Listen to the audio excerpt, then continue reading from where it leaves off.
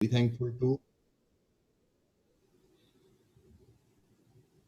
I'm very thankful to Anand branch of ICI and Nadiad Tax Practitioner Association for giving me this opportunity. Uh, Chairman Hardik Bhai, Hiral Bhai, Vice Chairman, Ravi Bhai, President, Amit Bhai Panchal, the Secretary, my seniors in the profession, and uh, other fellow colleagues. The subject Finance Act 2021. See, till now it was the tendency to have the lecture immediately after the finance bill. બજેટના આપણે Gujarati Hindi English ભેગું રાખીએ ને રવિભાઈ हाँ Hiralbhai yes sir yes sir બરાબર છે અત્યાર સુધી બજેટ આવે ને પછી બજેટના લેક્ચર થતા હતા ને જે આપણે આ વખતે પણ નડિયાદમાં હતું ને બીજે ઘણી બધી જગ્યાએ બજેટ લેક્ચર આપણે પણ આણંદ બ્રાન્ચે પણ ઓર્ગેનાઇઝ કર્યા હશે ને બધે હતા હવે when this bill becomes the act there are some nominal changes. That's what the history says. Change કેવા હોય કે સે ક્યાંક કોઈ ડ્રાફ્ટિંગ લેક્યુના હતી એ ડ્રાફ્ટિંગ લેક્યુના રેક્ટિફાઈ કરી યા there were some additions or some deletions to be made which are made. એક જમાનામાં પેલું ટ્રસ્ટનું પ્રોવિઝન હતું એનોનિમસ ડોનેશન જ્યારે પ્રપોઝ થયું ત્યારે taxable to religious charitable trust બધાને when it was passed it was taxable only to the charitable trust કારણ કે religious trust is receiving huge money by anonymous donation. So there are changes in bill versus act which are very very minor and very post budget memorandum is given by various institutes association including our mother institute of chartered accountants of India. But this time, as rightly pointed out, there are 100 changes in the bill versus act. એટલે અત્યાર સુધી bill pass થાય પછી કોઈ webinar કે seminar કરવાની જરૂર નહોતી રહેતી કદાચ કોઈ સે ફોર એક્ઝામ્પલ કોઈ વેબિનાર હોય ને એમાં કીધું હોય કે 10 મિનિટ બોલી દેજો ને તો બોલી લઈએ that was a different story. But now it is a need, and believe me, this has been from almost all the branches, all the study circles, that they need to have the discussion on this bill versus act or what is there in the finance act. મારા પ્રેઝન્ટેશનને બે પાર્ટમાં divide કરું છું એક finance act 2021 is first part and my second part will be new regime and old regime of the taxation which was 2020 budget પણ જે અત્યારે આપણે return ભરીશું પહેલી જૂનથી 6ઠી જૂન સુધી પોર્ટલ રિવેમ્પ થશે અને 7મી જૂનથી કે 6ઠી જૂનથી પોર્ટલ જ્યારે ઓપન થશે ત્યારે 115 BAC should we opt for it or should we not opt for it એ જ્યારે ઇમ્પોર્ટન્ટ પોર્શન આવશે ત્યારે આપણને ઘણું જ હેલ્પ કરશે સ્ટાર્ટ કરીએ આપણે મેમ્બર્સ કઈ રીતે સ્ટાર્ટ કરીએ રવિભાઈ પહેલા ઓલ્ડ વર્સિસ ન્યૂ ઓર 2021 ओल्ड वर्सेस न्यू લઈએ પહેલું sir old versus new done yes yes fair. So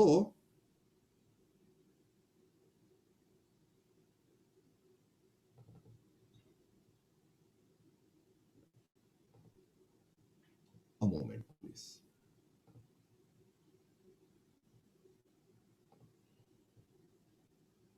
I think PPT આવે છે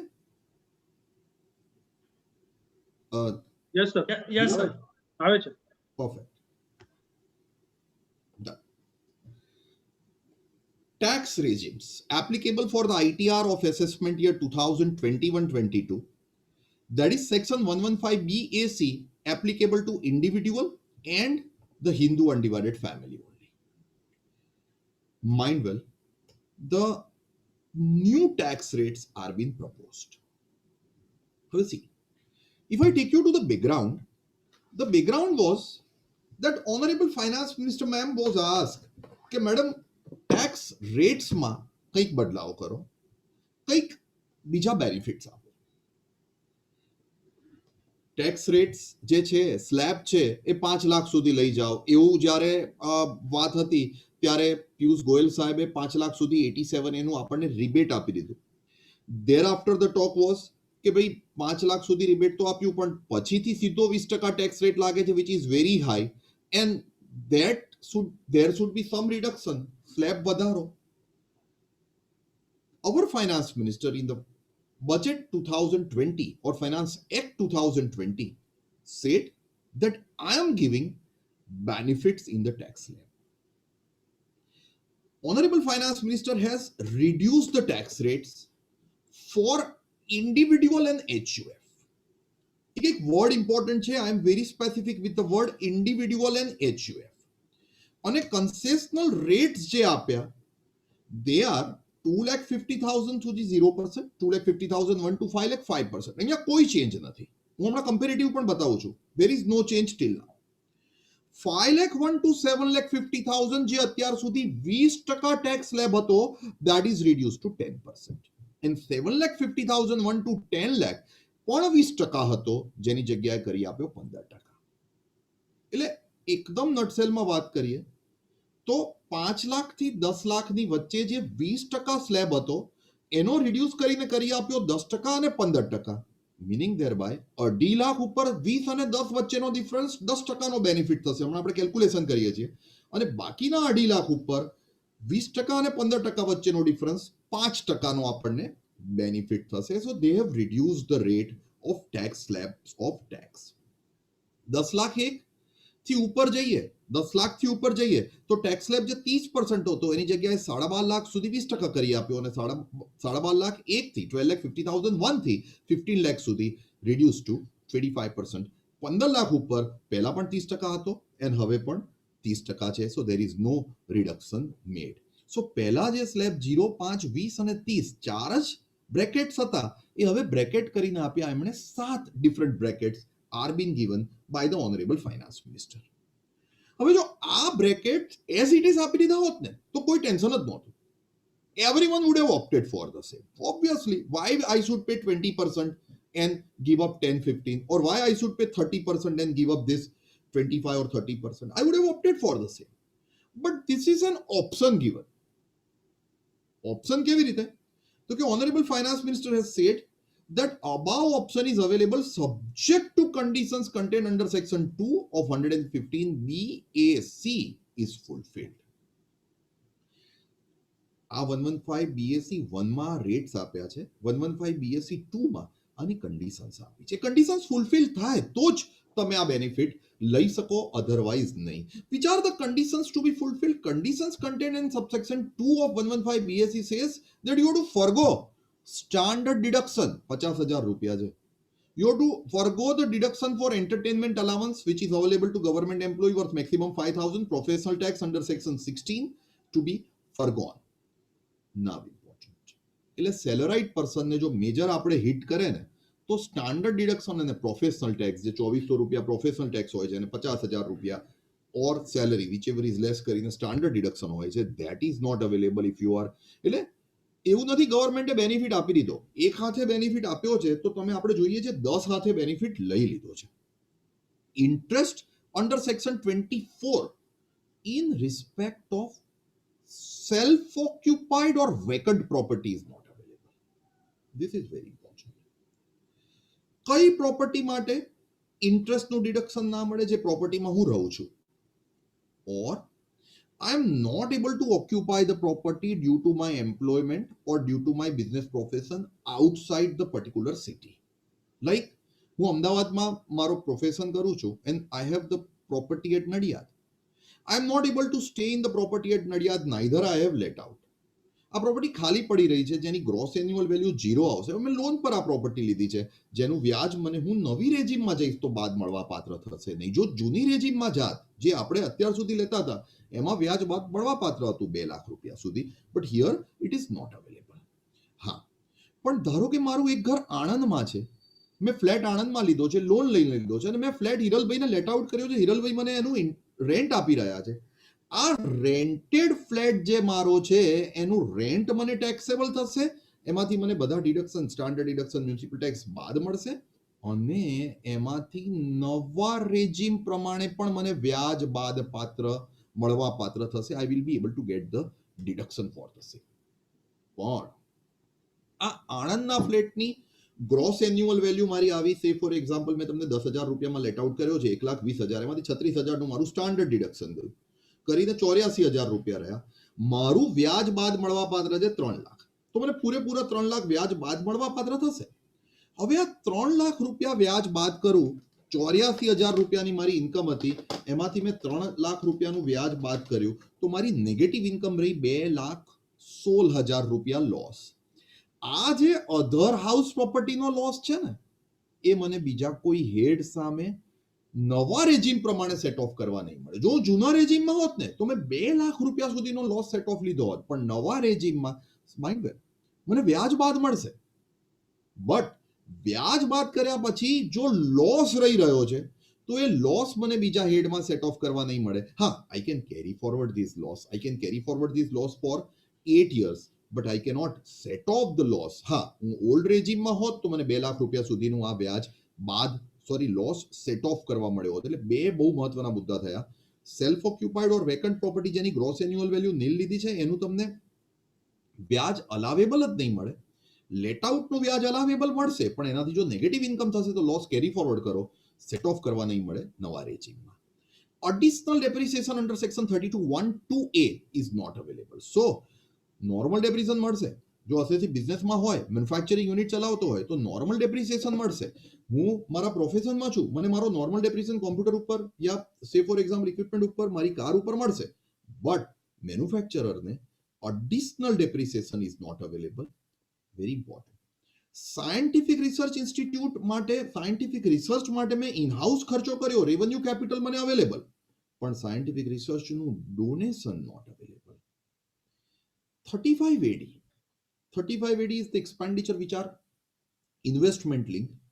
Like hospital में start करी 100 or more patient bed, और hotel start करी, ये 35 AD में જેટલું investment કર્યું ને, other than land or any goodwill or any other commercial rights of similar nature, is not eligible for deduction. 35 triple C is also not eligible. Triple C is not that relevant, so હું નથી બોલી રહ્યો.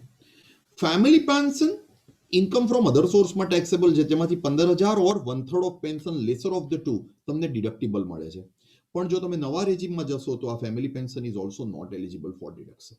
હવે અહીંયા તો major જે મને problem છે, એ પ્રોબ્લેમ મને સ્ટાન્ડર્ડ ડિડક્શનનો હતો, હાઉસ પ્રોપર્ટીના ઇન્ટરેસ્ટનો હતો, અને મેજર પ્રોબ્લેમ મને હાઉસ પ્રોપર્ટીના લેટ આઉટ પ્રોપર્ટીના લોસ સેટ ઓફનો હતો. But the biggest issue in going to new regime is તમને LIC PPF ના મેડિક્લેમ ડોનેશન કોઈ ડિડક્શન નહીં મળે. એટલે 80C, 80CCC, 80CCD, 80D, 80DD, 80DDB, E series, 80G series, including political પાર્ટીમાં જે બધા ડોનેશન કરાવતા હોય છે, 80IA series, 80TTA saving bank વ્યાજ, 80TTB સિનિયર સિટીઝન રેસિડેન્ટ માટેનું 50,000 સુધીનું વ્યાજ, nothing will be available if you are opting for new regime. Meaning thereby, our honorable finance minister ma'am has not given us, I would say, a free hand to move to the new regime. She asked us કે verify કરો ઓલ્ડમાં જવું advisable કે નવામાં જવું advisable, and for that I must congratulate the organizer that this study meeting is being organized to guide the members. Now see, એક બાજુ આપણે ત્યાં વાત થઈ રહી છે કે things should be made easy. એટલું ઈઝી બનાવી દો ને કે અસેસી પોતે જ પોતાનું રિટર્ન ભરી શકે. અને આવા નવા રેજીમને ઓલ્ડ રેજીમ લાવીને પ્રોબ્લેમ એવો ક્રિએટ કરે છે કે કદાચ કન્સલ્ટન્ટને પણ પ્રોબ્લેમ થાય છે ટુ ઇમિડિયેટલી. ક્લાયન્ટ તો આપણી વાયવા લેતો એ રીતે ફોન કરીને પૂછે છે કે સાહેબ માર 18 લાખ રૂપિયા ઇન્કમ થઈ છે, હું શેમાં જવું, નવામાં જવું, જૂનામાં જવું. હવે રવિભાઈ બિચારા એવા ફોન ઉપર કેવી રીતે જવાબ આપે કે નવામાં જવું, જૂનામાં જવું? આપણે કઈ, see, we are not going to bluff, we are professional, so there is not going to be bluffing. Whatever we reply has to be a correct reply, and here definitely we will be trying to analyze okay, what should be our reply, and thereafter I'll go to the critical issues or technical issues. 6 એક મેં situation લેવાની try કરી છે. એ 6 સિચ્યુએશનને આપણે try કરીશ કે આવો 18 લાખ વાળો કોલ આવે ને તમને અને તમારે વાયવા છે તમારી તમારે જવાબ આપવાનો છે તો તમે શું જવાબ આપો એવું જનરલાઇઝ કરવાનું પણ આપણે ટ્રાય કરીશું. But assume that I am earning 6,50,000 rupees. હવે મારી જે 6.5 લાખ રૂપિયાની ઇન્કમ છે ને સેલરી ઇન્કમ છે. તો from 650 listen if I am going for old rates તો કેન વી સે 6.5 લાખ રૂપિયા મારી ગ્રોસ ટોટલ ઇન્કમમાંથી મને 50,000 રૂપિયાનું સ્ટાન્ડર્ડ ડિડક્શન મળે. 6.5 લાખ રૂપિયાની ઇન્કમમાં મારે બે છેડા ભેગા કરવામાં તકલીફ થાય છે એટલે મેં એક પણ રૂપિયો ક્યાંય ઇન્વેસ્ટ કર્યો નથી. જે રૂપિયા આવે છે ને એ રૂપિયા મારા પોતાના જ છે. હું એમાંથી ના તો લાઈફ પ્રીમિયમ ભરું છું કે ના તો મેડિક્લેમ ભરું છું. ખાલી 50,000 રૂપિયા મને જે સ્ટાન્ડર્ડ ડિડક્શન છે મળ્યું એટલે મારી ઇન્કમ થઈ ટેક્સેબલ ઇન્કમ થઈ 6 લાખ. હું ઓલ્ડ રેજીમમાં છું એટલે મને સ્ટાન્ડર્ડ ડિડક્શન મળ્યું. હવે આ 6 લાખ રૂપિયા ઉપર ટેક્સ જો કેલ્ક્યુલેટ કરીએ તો કેન વી સે 2.5 લાખ રૂપિયા સુધી મારો ટેક્સ 0%, 2.5 લાખ થી 5 lakh 5%, that would be giving you 12,500 અને બાકીના 5 લાખ 1 થી 6 લાખ સુધી ઓલ્ડ રેજીમ પ્રમાણે my tax will be 20%. So can we say that comes to 20 એટલે મારો ટોટલ ટેક્સ થયો 32,500. હું અહીંયા 4% નો સેસ ઇગ્નોર કરું છું. સો it comes to 32,500 rupees as per the old. Now if we check out with the new 6.5 lakh રૂપિયા જો મારી સેલરી ઇન્કમ છે નવા પ્રમાણે તો મને સ્ટાન્ડર્ડ ડિડક્શન નહીં મળે. મેં ક્યાં ઇન્વેસ્ટમેન્ટ તો કર્યું નથી અને કર્યું હોત તો મને મળવા પાત્ર નહોતું એટલે મારી ટેક્સેબલ ઇન્કમ 6.5 લાખ રૂપિયા જ રહેશે. મારી ટેક્સેબલ ઇન્કમ જે 6.5 લાખ રૂપિયા રહેશે એ 6.5 લાખ રૂપિયા ઉપર મારો ટેક્સ આવશે 2.5 લાખ સુધી 0, 2.5 લાખ 1 થી 5 લાખ સુધી 5% એટલે 12,500 અને 5 લાખ 1 થી 6.5 લાખ ધેટ ઇઝ 1,50,000 ઉપર જે 20% હતો ને ટેક્સ એની જગ્યાએ થઈ ગયો 10%. એટલે 1.5 લાખ ઉપર 10% કરીને 15,000 વત્તા 12,500 કરી અને માય ટેક્સ વિલ બી 27,500. 27,500 જો મારો ટેક્સ થશે તો મને ટોટલ ટેક્સ બેનિફિટ નવા રેજીમ પ્રમાણે મળી રહ્યો છે 5,000 રૂપિયા. C when I begin I have to market for the new regime which is proposed by our learned finance minister man. So she is giving us a benefit of 5,000 rupees as per the new regime. હવે આ 5,000 રૂપિયાના બેનિફિટને આપણે Tally કરવાની try કરીએ તો ક્યાંથી આવ્યો જુઓ. ઓલ્ડ રેટ પ્રમાણે 1.5 લાખ રૂપિયા. સી 5 લાખ રૂપિયા સુધી તો નવા અને ઓલ્ડ રેજીમ બંને પ્રમાણે ટેક્સ રેટ સિમિલર જ છે. બાકીના ઓલ્ડ 1.5 લાખ રૂપિયા, દોઢ કયા 5 લાખ થી 6.5 લાખ જો ઓલ્ડ રેજીમમાં લઈ જાત તો એ 1.5 માંથી મને 50,000 નું સ્ટાન્ડર્ડ ડિડક્શન મળી અને 1 લાખ રૂપિયા ટેક્સ થયું હોત. એ 1 લાખ રૂપિયા ઉપર જે મારો ટેક્સ થયો હોત એ કેટલા પ્રમાણે થયો હોત? My tax would have been at the rate of only and only 20%. મારી અહીંયા થોડીક સ્લાઇડ્સ બનાવવામાં મિસ્ટેક છે. I correct it and send it to Ravibhai. 1.5 lakh less 50,000, 1 lakh ઉપર મારો ટેક્સ પેબલ થયો હોત ખાલી 20,000 રૂપિયા. પણ નવા રેજીમ પ્રમાણે પૂરેપૂરા 1.5 લાખ મને સ્ટાન્ડર્ડ ડિડક્શન નથી મળતું. પૂરેપૂરા 1.5 લાખ ઉપર મારો ટેક્સ રેટ થયો હોત 10%. that would be 15,000. so old પ્રમાણે I would have paid 20, new પ્રમાણે I would have paid 15. old પ્રમાણે મેં લાખ ઉપર ભર્યો હોત પણ 20% ભર્યો હોત. નવા પ્રમાણે મેં 1.5 લાખ ઉપર ભર્યો પણ 10% ભર્યો. and that's how my difference is how much? my difference is 5,000. that is how I am trying to tell it. પણ પણ હજુ પેલા 18 લાખમાં કોલનો મેં જવાબ આપ્યો નથી. I am trying to give. assume my earning is 950 અને આ 950 ના અર્નિંગમાં સે ફોર એક્ઝામ્પલ થોડી ઘણી બચત થાય છે તો મારા ક્લાયન્ટે પીપીએફમાં પણ એલઆઈસીમાં પણ રૂપિયા જમા કરાવ્યા છે. 9.5 લાખ રૂપિયાની મારી સેલરી ઇન્કમ છે. 50,000 મને જૂના રેજીમ પ્રમાણે સ્ટાન્ડર્ડ ડિડક્શન મળે છે. 1 લાખ રૂપિયા હું એલઆઈસી પીપીએફમાં ઇન્વેસ્ટ કરું છું. That's it. બાકી મારાથી મેડિક્લેમ નથી ભરાતું, મારાથી એનપીએસ નથી થતું, બીજો કોઈ ઇન્વેસ્ટમેન્ટ મેં અહીંયા કર્યું નથી. તો મારી ઇન્કમ થશે 8 લાખ. ઓલ્ડ રેજીમ પ્રમાણે 8 લાખ ઉપર 5 લાખ સુધી તો 12,500 રૂપિયા ટેક્સ છે. નવા અને ઓલ્ડમાં તો હવે આપણે એને ભૂલી જઈએ છીએ. 2.5 લાખ સુધી 0, 2.5 લાખ થી 5 લાખ સુધી 5% કરીને 12,500 નો 5 લાખ સુધી ટેક્સ છે. That is fixed in old as well as new. બાકીના 3 લાખ ઉપર as per the old regime my tax payable will be at the rate of 20%. so 60,000 રૂપિયા એ અને વત્તા 12,500 કરીને મારો ટેક્સ આવે છે 72,500. પણ જો હું નવા રેજીમમાં ગયો હોત તો 9.5 માંથી ના તો મને સ્ટાન્ડર્ડ ડિડક્શન મળશે અને ના તો મને એલઆઈસી પીપીએફ મળશે. મીનિંગ ધેરબાય 1.5 લાખ રૂપિયાના મારા ડિડક્શન ઓછા થઈ જશે. 50,000નું સ્ટાન્ડર્ડ અને લાખ રૂપિયાનું એલઆઈસી પીપીએફ. પણ મને બેનિફિટ શું થશે? મને બેનિફિટ એવો થશે ફ્રેન્ડ્સ કે 5 લાખ રૂપિયા સુધી 12,500 ટેક્સ, 5 લાખ 1 થી 7.5 લાખ સુધી મારો ટેક્સ રેટ 10% કરીને 25,000, અને 7.5 થી 9.5 એટલે જે 2 લાખ વધ્યા એની ઉપર મારો ટેક્સ રેટ થઈ ગયો ખાલી અને ખાલી ઇટ ઇઝ ગોઈંગ ટુ બી 15%. સો 30,000 વત્તા 25,000 વત્તા 12,500 કરીને મારો ટેક્સ પેબલ આવે છે 67,500 રૂપીઝ.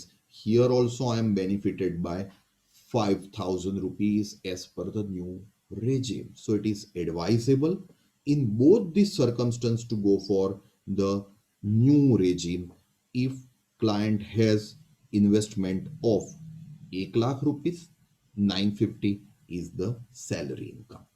હજુ માની લો કે 950 બિઝનેસ ઇન્કમ હોત તો પણ answer would have apparently remained the same, assuming he has invested 1,50,000 rupees. So friends, his deduction from the business income worth assume 150, and same there is no deduction available to him. We will be generalizing slightly later. What I'm trying to do is I'm trying to slowly and gradually increase the income. Along with slow gradual increase in the income, I'm trying to increase the investment also. Like see, situation 3, if you check out, 13 lakh rupees ની મારી GTI છે, gross total income છે, which includes salary. 50,000 મને standard deduction મળ્યું, 1.5 lakh LIC PPF માં હું નાખી શક્યો પૂરેપૂરા, અને 50,000 નું મેં મેડિક્લેમ પણ ભર્યું. આ 13 લાખ રૂપિયા મારી GTI છે, એમાં સેલરી પણ છે અને મારા થોડા ઘણા સેવિંગમાં રૂપિયા પડ્યા હતા, એની ઉપરનું મને વ્યાજ મળ્યું હતું, એ અધર સોર્સમાં છે, એમાંથી મેં 10,000 નું ATTTA નું ડિડક્શન લીધું, એન્ડ મારી નેટ ટોટલ ઇન્કમ આવી 10,40,000.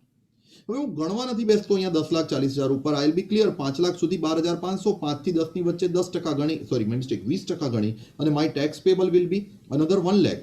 અને 10 લાખ થી ઉપર જે 40,000 ગયા એ 40,000 ઉપર મારો ટેક્સ પેબલ 30% વત્તા 1,12,500 કરી દે, my tax payable comes to 124,500 rupees. Now look at the point. 13 lakh રૂપિયાની મારી GTI હોય અને હું નવા રેજીમમાં જઈશ ને તો મને સ્ટાન્ડર્ડ ડિડક્શન નહીં મળે, મને ATC 1,50,000 નહીં મળે, ATD 50,000 નહીં મળે, ATTTA પણ મને 10,000 રૂપિયા નહીં મળે. I have to pay the tax on 13 lakh રૂપી. હવે તમે કહેશો કે 13 લાખ રૂપિયા ઉપર જે ભાઈ તમે ટેક્સ ભરી રહ્યા છો એ ટેક્સનો રેટ ઓછો કરી નાખ્યો છે. ચોક્કસ ટેક્સનો રેટ ઓછો કરી નાખ્યો છે. કેટલો ટેક્સનો રેટ ઓછો કરી નાખ્યો છે? તો કે 5%, 10%, 15%, 20% અને 25%. બધા જ રેટ અહીંયા અપ્લાય થશે. આપણે એક વખત ટેક્સ કેલ્ક્યુલેટ કરીએ 13 લાખ ઉપર તો કેન વી સે 2.5 લાખ સુધી 0, 2.5 લાખ 1 થી 5 લાખ સુધી 12,500, બાકીના 5 લાખ 1 થી 7.5 લાખ સુધી આઈ વુડ સે 10% એટલે 25,000, 7.5 થી આઈ વુડ સે 10 લાખ રૂપિયા સુધી 15% એટલે 37,500, 10 લાખ 1 થી 12.5 લાખ રૂપિયા સુધી my tax rate will be 20%, so that would be giving you 50,000, and 50,000 ઉપર my tax will be 25%. 50,000 ઉપર my tax 25% ગણું તો that would be coming to 125 plus 12,500 કરીને 137,500. Look at the point, friends. Here I am having disadvantage of 13,000 rupees if I am going for the new regime. Blindly old new regime select ના કરો. દરેક વખતે new regime benefit થશે એવું જરૂરી નથી. કોના માટે આપણા ફાઇનાન્સ મિનિસ્ટર મેડમ આ ન્યૂ રેજીમ લાવ્યા છે? Finance minister madam new regime એ લોકો માટે લાયા છે કે જે લોકો લાઈફમાં કોઈ ઇન્વેસ્ટમેન્ટ કરતા જ નથી, જેમને જિંદગીમાં કોઈ દિવસ મેડિક્લેમ ભર્યો નથી, કોરોના થાય તો જાતે રૂપિયા આપવા પડ્યા છે. They have not invested even in saving account. જે આવ્યું એ વાપર્યું. પેલા I am not saying anything adverse against any industry, but generally પેલા IT ફિલ્ડના બધા હોય છે ને કે જે કમાયા and they need to have all branded thing and they need to expand everything and they don't believe in the I would say basic situation of our country, wherein our country is backed by saving and investment, which they don't follow. For them this new regime is there. This new regime is not for we people or this new regime is not for a traditional client who believes કે એપ્રિલના પહેલા બીજા વીકમાં 1.5 લાખ રૂપિયા PPF માં જમા થઈ જ જવા જોઈએ, who believes કે મેડિક્લેમ તો પૂરતો હોવો જ જોઈએ. For them this new regime friends is not there. બહુ સરસ તમને એક આપી દીધું હતું કે બેનિફિટ થશે, કેટલો બેનિફિટ, કેવી રીતે બેનિફિટ અને ક્યાં નહીં થાય benefit. We are trying to understand. હજુ થોડીક ઇન્કમ વધારીએ, 20 લાખ રૂપિયા ઇન્કમ થઈ. હવે એક્ચ્યુઅલી સોરી 20 લાખ રૂપિયા ઇન્કમ થઈ, સેલરી છે અને સામે સે for example any house property income છે, સેવિંગનું વ્યાજ છે. 50,000 ઓલ્ડ રેજીમ પ્રમાણે તમને સ્ટાન્ડર્ડ ડિડક્શન મળશે, 2 લાખ રૂપિયા એચપી ઇન્ટરેસ્ટ મળશે, એલઆઈસી 2 લાખ એચપી નું સેલ્ફ ઓક્યુપાઈડ પ્રોપર્ટી હતી એનું વ્યાજ મળ્યું, ઓલ લેટ આઉટ પ્રોપર્ટી હતી એમાં લોસ આવતો તો એનું વ્યાજ પણ હું જૂના રેજીમ પ્રમાણે તો સેટ ઓફ કરી શકીશ મેક્સિમમ 2 લાખ રૂપિયા સુધી, which I have set of. મેં એનપીએસ માં પણ રૂપિયા જમા કરાવ્યા છે 50,000, મેં મેડિક્લેમ પણ 50,000 રૂપિયાનો લીધેલો છે અને 50,000 ક્યાંથી લાવું છું, મારો અને મારા પેરેન્ટ્સનો કરી દે એ 50,000 લીધો છે અને 10,000 રૂપિયા મારું સેવિંગનું વ્યાજ છે. આઈ એમ ફોલિંગ ઇનટુ 14,40,000. મિત્રો ખાસ સમજજો, મેં મારી ઇન્કમ 20 લાખથી ઘટાડીને 14,40,000 રૂપિયા કરી. That is because of my standard deduction, that is because of my interest, that is because of my investment, that is because of my mediclaim, that is because of my TTA, and applying the slab my tax payable comes to 244,500. ધારો કે હું નવા રેજીમમાં જઉં છું તો મારી gross total income થઈ 20 લાખ. એ gross total income 20 લાખમાંથી ના તો મને સ્ટાન્ડર્ડ ડિડક્શન મળશે, ના તો મને હાઉસ પ્રોપર્ટીનું વ્યાજ બાદ મળશે, ના તો મને એટીસી મળશે, ના તો એનપીએસ મળશે, ના તો મેડિક્લેમ મળશે, ના તો ટીટીએ મળશે. 20 લાખ ઉપર જ ટેક્સ ભરવો પડશે. પછી જાઓ ને તમે નવી રેજીમમાં, મને વાંધો નથી, પણ even if you go to new regime and apply that reduced tax rate by the learned finance minister, ma'am, your tax payable is coming to 337,500 and there is a huge disadvantage of 93,000 rupees. 93 લખ્યું છે ને, there is a huge disadvantage, a moment please, of 93,000 rupees in the given case. So friends, I would put this way that this is totally going to be disadvantageous to my assessee. હવે see how to advise the client. મારે હમણાં જ મારા એક રિલેટિવમાં થયું, my ભાભી is working with an MNC over here, and last year, this is one of the poser I have selected, last year જ્યારે પેલું જોબમાં TDS કરવાની વાત હતી ત્યારે એમને પૂછ્યું કે madam whether you want to go for the old regime or new regime, so she replied that I want to go for the new regime. કેમ તો કે બહુ બેનિફિટ છે એમાં, બહુ બેનિફિટ છે. she is non commerce background. She has replied the same. હવે TDS is made as per the, I am repeating, new regime. આ વર્ષનું ફરીથી ડેક્લેરેશન આપવાનું આવ્યું અને મેલ આવ્યો એટલે એને મેલનો જવાબ તો આપી દીધો, પણ HR was good. So HR called her and asked her that are you sure you want to go for the new regime? She said yes. So if you can check out with your chartered accountant. She said okay, I'll check. હવે આ મારા સાળાના wife છે, મારો brother in law પણ CH છે, પણ he is not into the practice. So she asked my brother in law કે new regime કે ઓલ્ડ રેજીમ. He said કે પૂછી જો પલક ભાઈને. She called me. I asked her only one question, that are you investing in LIC PPF? So કે પૂરા 1.5 લાખ રૂપિયા કે PPF એ મારે તો ના ઇન્વેસ્ટ કરવું પડે, એમ્પ્લોયી પ્રોવિડન્ટ ફંડ જ મારો તો જમા થાય છે 1.5 લાખ રૂપિયાથી વધારે. Fine. Her salary is approximately 30 lakh per annum. 1.5 lakh રૂપિયાનું એને એટીસી મળે છે. સેકન્ડ I ask her કે NPS છે? તો કે 100% યસ, એટલે બીજા 50,000 મળે છે અને બાકીના 50,000 સ્ટાન્ડર્ડ ડિડક્શન મળે.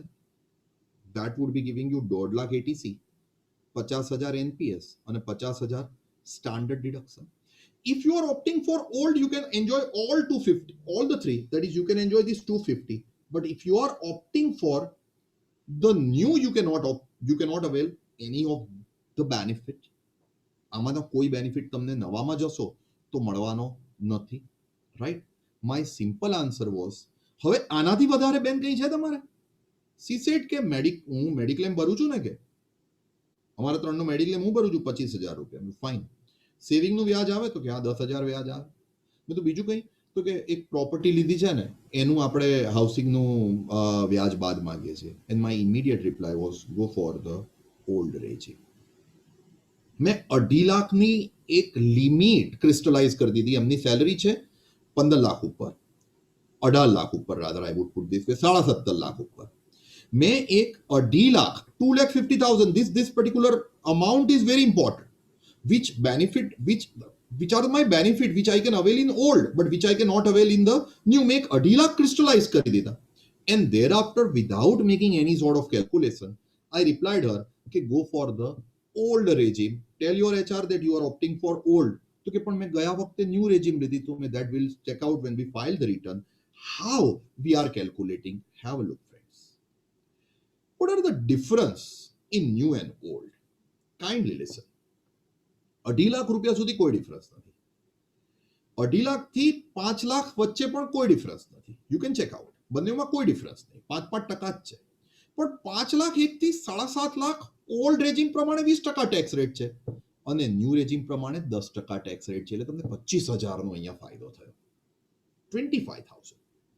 7.5 લાખ 1 થી 10 લાખ વચ્ચે 20% ઓલ્ડ રેજીમ પ્રમાણે છે, ન્યૂ રેજીમ પ્રમાણે 15% છે. એટલે તમને 5% નો ફાયદો થયો. 2.5 લાખ ઉપર 5% એટલે કેટલો ફાયદો? 12,500. અગેન 10 લાખ 1 થી 12.5 લાખ ઉપર 30 ની જગ્યાએ 20% થયા, ફાયદો થયો 25,000. અને 12.5 લાખ 1 થી 15 લાખની વચ્ચે જૂના પ્રમાણે 30, નવા પ્રમાણે 25 થયો, એટલે ફાયદો થયો 5% લેખે 12,500. 15 લાખ ઉપર 5 લાખ થી 15 લાખ વચ્ચેના લોકોને જ બેનિફિટ આપ્યો છે, આ 10 લાખ ઉપર જ. અને 10 લાખમાં બેનિફિટ કેવો છે તો કે 2.5 લાખ ઉપર ફાયદો તમને 10%, બાકીના 2.5 લાખ ઉપર 5%, અગેન 2.5 લાખ ઉપર 10%, બાકીના 2.5 લાખ ઉપર 5% is the benefit which you are given. એટલે તમને ફાયદો ટોટલ થઈ રહ્યો છે 75,000 રૂપિયા. As per the new regime તમને 75,000 રૂપિયાનો ફાયદો છે. પણ you are aware that when you are getting this 75,000 રૂપિયા બેનિફિટ, કેન આઈ સે you have to give up all this deduction? 2.5 લાખની મેં અમાઉન્ટ ક્રિસ્ટલાઇઝ કરી હતી. મારા રિલેટિવની સેલરી 17.5 લાખ રૂપિયા હોત અને 2.5 લાખના એમને બધા બેનિફિટ મળી રહ્યા છે, તો assume she forgot 2,50,000 from 17.5 lakh. Can we say 17.5 lakh એટલે she falls under 30% slab અને 2.5 લાખ રૂપિયા ફરગો કરે છે એટલે એમની 2.5 લાખ રૂપિયાની ઇન્કમ 30% રેટથી વધી જવાની છે. 2.5 lakh multiplied by 30% will be giving you exact 75,000 rupees. If I generalize, if any client calls you having income of 18 lakh and ask you to go for old or new, ask him only 2 questions. Number 1, what are the tax advantages you are enjoying? ATC, ATD, and so on and so forth. And or housing interest. And second, do you have any saving interest or have you made any donation? If aggregate of this is more than 2,50,000, I repeat, if aggregate of this is more than 2,50,000, it's advisable to go for the old regime. It's advisable to go for the old regime. For my brother-in-law's wife, 50,000 stand deduction, 150 ATC, 50,000 NPS, 25,000 this Mediclaim, 10,000 ATTTA, and 2 lakh housing loan interest, which is eligible to be set off. All these I cannot avail in the new. In spite, I am availing the benefit of 75,000.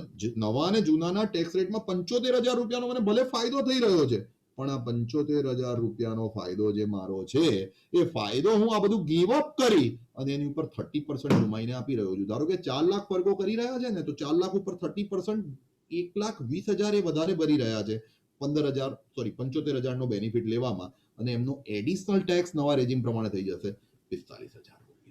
So that calculation is very, very important. I would put this way that I know that it would be difficult to give the reply on call, but we can try and generalize the same. At least if you are getting details about the investment and the benefits the assessee is getting, will be able to easily reply. અને મેં અહીંયા એ try કર્યું છે. અચ્છા, હવે બીજો એક question એવો થાય કે એવું થઈ શકે કે ફેમિલીમાં 2 જણા હોય, like my brother-in-law and his wife. Now, if my brother-in-law and his wife both are there એક જણ એવું ડિસાઈડ કરે કે હું બધા બેનિફિટ લઉં છું અને ઓલ્ડમાં જઉં છું, તું રહેવા દે. Is this possible? Yes, you can try out. My next illustration is that only. Mr. X is earning 20 lakh and Mrs. X is earning 18 lakh. Now, total investment of the family in ATC ATD is 2,50,000. Now, what I have done is, Mr. X માં મેં બધા deduction લઈ લીધા. જો Mr. X deduction લેતો હોત અને if Mr. X has gone for the, say for example, old regime, his tax payable is 337,500, and as per new also, his tax payable will be 337,500 only. So that's what I have got. Assume this is not salary, એટલે મેં પેલા standard deduction ને વગેરે નથી લીધો, businessman છે and he is getting 2,50,000 investment, LIC, PPF and Mediclaim. So his tax remains the same. હવે આ એક ક્વેશ્ચન થાય કે આ ટેક્સ ઓલ્ડ અને ન્યૂમાં સિમિલર કેવી રીતે આવ્યો, જનરલાઇઝ કરી આપું. ઓલ્ડ અને ન્યૂમાં 5 લાખથી 15 લાખની વચ્ચેનો જે 10 લાખનો બ્રેકેટ છે એમાં તમને 75,000 રૂપિયાનો બેનિફિટ મળે છે education cess, health education cess સિવાય. 2.5 લાખ રૂપિયા ઉપર જો તમે નવા રેજીમમાં જઈ રહ્યા છો તો 17.5 ની જગ્યાએ તમારી ઇન્કમ થઈ ગઈ 20 લાખ. તો આ 2.5 લાખ ઉપર તમે કેટલા રૂપિયા વધારે ભરી રહ્યા છો? 30%. જે 75 તમે 5 થી 15 ની વચ્ચે અવેલ કર્યો એ તમે 17.5 થી 20 ની વચ્ચે ગવર્મેન્ટને આપી દીધા, because you are not eligible for any deduction. See madam, honorable finance minister madam, તમારે જો આવા નવા રેજીમ આપવા હતા તો at least you could have said કે everyone will be able to go for the new regime with LIC, PPF and everything, stand deduction and housing interest and ATTT and all other things. તમે slab કદાચ 10% ને 15% ની જગ્યાએ કદાચ કંઈક વધારે રાખ્યા હોત, but by giving these options you are increasing the work of we tax consultants and chartered accountants, and for which I am damn confident અમારા અમદાવાદમાં તો એક ક્લાયન્ટ એક્સ્ટ્રા ફી આપવાનું નથી. નડિયાદ આણંદનું મને ખબર નથી, પણ અમારા અમદાવાદમાં તો 1 રૂપિયો કોઈ એક્સ્ટ્રા ફી નહીં આપે. આપણે એને એડવાઇસ આપીશું ઓન ફોન, આપણા ત્યાં આવશે ત્યારે આપણે એના ટેક્સ બચાવવા માટે બધી મથામણ કરીશું ને વગેરે, but he is not going to pay us a single extra penny. અચ્છા, same way Mrs. X has not invested anything. 18 lakh ઉપર એમને ઓલ્ડ રેજીમ લેવો બેનિફિશિયલ કે ન્યૂ રેજીમ લેવો બેનિફિશિયલ? તો ઓબ્વિયસલી ન્યૂ રેજીમ લેવો beneficial. How come new regime will be beneficial? The reason being she has not made any investment. SCS બધું જ હસબન્ડને ભરી દીધું. હવે હસબન્ડ ઓલ્ડમાં જાય કે ન્યૂમાં જાય, it is going to remain the same. Wife should go to the new because there she is able to enjoy the benefit of 75,000. આવા permutation combination આપણે ચોક્કસ કરી શકીએ. પણ અહીંયા પાછું માની લઈએ કે હવે 20 લાખ અને 18 લાખ રૂપિયા કમાય છે આજના હમણાં જે આપણે મિત્રો અને સિનિયર્સ જે આપણે ટાઈમ ફેસ કરી રહ્યા છીએ છેલ્લા લગભગ 15 મહિનાથી, એ છેલ્લા 15 મહિનાથી આપણે લોકો જે ટાઈમ ફેસ કરી રહ્યા છે એમાં દરેક જણને સેવિંગ અને ઇન્વેસ્ટમેન્ટની વેલ્યુ સમજાય છે. એટલે જો આ ફેમિલી હસબન્ડ અને વાઈફ ભેગા થઈને 38 લાખ રૂપિયા કમાતા હશે ને તો they would wish કે મેડિક્લેમ પણ સારો હોય and they would wish કે એમનું LIC, PPF પણ સારું હોય અને they would wish કે they should make other investment also. તો જો એ લોકો 5 લાખ રૂપિયાનું ઇન્વેસ્ટમેન્ટ કરે છે ને તો I put this way કે બંને જણા 2.5 લાખ જ કરવાના છે. 1.5 લાખથી વધારે ATC હસબન્ડ ભરશે તો એને 1.5 લાખ જ મળવાનું છે, અને બંને જણાએ જો 1.5 લાખ રૂપિયાનું ATC કર્યું છે ને તો they would be again back to square one. They would not be able to avail any benefit. The reason being their salaries, or my mistake, their income is above 15 lakh and their tax advantage each member getting is 250. 75 નો જે benefit તમને આપે છે એ 2.5 લાખ રૂપિયાનો અહીંયા LIC, PPF નું deduction નહીં આપી, ATTT નહીં આપી, and government is taking back. So friends, to generalize this, I know that it is not that easy, but at least to generalize this, above 15 lakh rupee income or other 17.5 lakh rupee income is simple. 2.5 lakh થી વધારેનું investment છે, tell him to go for old, otherwise you can have the new one is the fundamental proper. Now see, there are point કે આ option exercise કેવી રીતે, આ ગયા વખતે જ્યારે આપણે બજેટ લેક્ચર લીધું ત્યારે એટલો ઇમ્પોર્ટન્ટ નહોતો. અ moment please.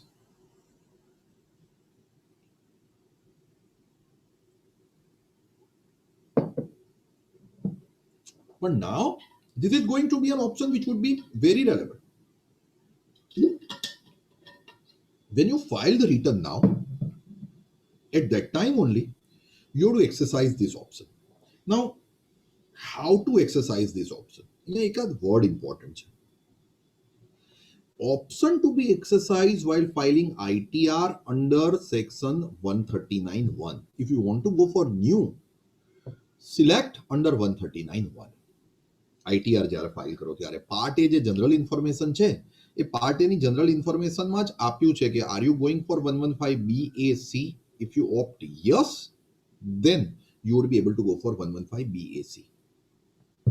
If you have a business income and you have selected the new, you are supposed to have the new only for that year as well as all subsequent year.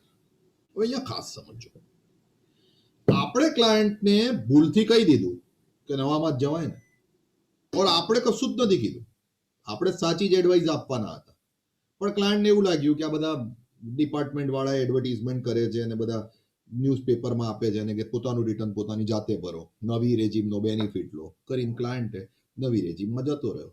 ફેમિલીમાં કોઈનું કોઈ તો અત્યારે CA કરતું જ હોય છે, એટલે પૂછ્યું એને શું કરવાનું, તો કે અમારા સર એવું કહેતા હતા કે પેલું 115 BSc સિલેક્ટ કરવાનું એટલે નવું થઈ જશે. They selected, filed the new. He is having a small business. Now if he has gone for new, he is fit in the new. Now he cannot come back to old. Subject to દરેક જગ્યાએ એક રસ્તો એવો સરસ આપેલો છે કે next યરમાં જો તમે આ કન્ડિશન વાયોલેટ કરશો ને તો તમે નવા રેજીમમાંથી જૂના રેજીમમાં પાછા આવી શકશો. And thereafter you can never go to the new regime. હવે કઈ કન્ડિશન વાયોલેટ થાય તો કે 115 BSc 2 ની કન્ડિશન વાયોલેટ થાય એટલે તમે કોઈ બેનિફિટ ક્લેમ કરી દો.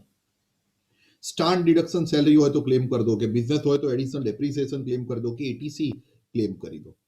Then you cannot take yourself to the new. I repeat, મેં આ વર્ષે નવું રેજીમ સિલેક્ટ કર્યું, લાઈફ ટાઈમ નવું જ એપ્લાય થશે.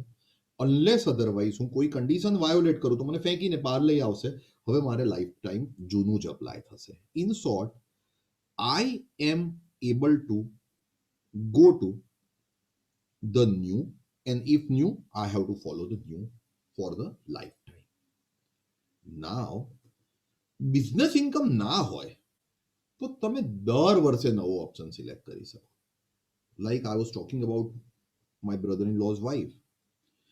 TDS માટે જ્યારે એને TDS કરાવ્યો ત્યારે એમણે કીધું છે કે મને ન્યૂ રેજીમ પ્રમાણે કરો. Her TDS got deducted as per the new regime. Assume she filed the ITR of this year, salaried person છે, ITR of this year, PY 2021, as per the new regime. PY 21-22, she wants to go for the old regime. Can she go? Yes, she can go, if there is no business income. But one thing should be remember, that in both the cases, જાતે તમે select કરો તો મને વાંધો નથી, પણ if you have selected an 143(1)A માં તમને બહાર મોકલી દેશે. કેવી રીતે બહાર મોકલશે God knows. Then lifetime તમે ન્યૂ રેજીમમાં જઈ શકશો નહીં.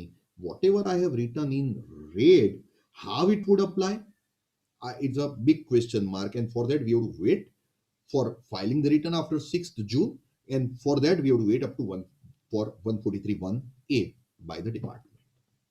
Same way, બીજો એક વર્ડ જે અહીંયા ઇમ્પોર્ટન્ટ રેડમાં લખેલો છે 139(1) નું રિટર્ન મેં લખેલું છે. I will be highlighting what I mean to say.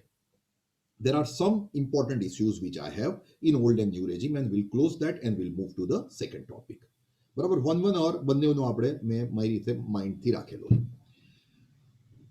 First important issue, if someone is going for the new regime and her income is only up to 5 lakh, I'll clarify. Current યરમાં એમની business income હતી 8 લાખ રૂપિયા, and assume mister X individual has opted for the new regime. કોઈ investment નહોતું બિચારાનું એટલે. Now next year એની income થઈ ગઈ 4 લાખ રૂપિયા. He has to be in the new regime, because business માટે તો once the new regime is selected, it has to be new regime for life time. The question arises in the subsequent year, that is PY 21-22, જ્યારે next year return ભરશે અને નવા regime પ્રમાણે એનો tax calculate થશે 4 લાખ ઉપર 5% લેખે બંનેનો tax rate સેમ જ છે 5 લાખ સુધી. તો would he be able to enjoy the benefit of 87 a rebate? Individual ને 12,500 સુધીનો rebate મળે. Whether that rebate is available from the new regime also? Answer is yes. There is no problem at all. There is no, I would say, specific prohibition in 87A that you cannot avail from 115 BSc tax, and hence you would be able to avail this particular benefit. There is no problem at all. Number one. Number two, senior જે પ્રોફેશનમાં છે torch bearers આપણા, whether senior citizen can say કે મારે new regime opt કરવું છે, પણ મારે જે ન્યૂ રેજીમ ઓપ્ટ કરવું છે ને એમાં પેલો મને 3 લાખ રૂપિયાની બેઝિક એક્ઝમ્પશન લિમિટનો બેનિફિટ આપો. Whether in new regime for senior citizen and very senior citizen resident, additional increased basic exemption limit of 3 lakh or 5 lakh is available. ભાઈ કશું 115 BSc માં લખેલું નથી, અને કશું લખેલું નથી ને તો કોઈ ઇન્ક્રીઝ બેઝિક એક્ઝમ્પશન લિમિટનો સિનિયર સિટીઝનને બેનિફિટ મળશે નહીં. મીનિંગ ધેરબાય સિનિયર સિટીઝને કેવી રીતે કેલ્ક્યુલેટ કરવું પડશે? ઓલ્ડ પ્રમાણે 3 લાખની બેઝિક એક્ઝમ્પશન લિમિટ ગણી અને ઓલ્ડના રેટ 5%, 20%, 30%, અને નવા પ્રમાણે 2.5 લાખની બેઝિક એક્ઝમ્પશન લિમિટ ગણી 5, 10, 15, 20, 25 અને 30% rate. They have to make the calculation. So no additional benefit of increased basic exemption limit to senior citizen resident. Second, જે હું એક ઇશ્યુ આજે બેઝ બનાવીને જઈ રહ્યો છું, સેલેરાઇડ એમ્પ્લોયીએ TDS previous year 2021 માં કરાવ્યો છે as per new regime.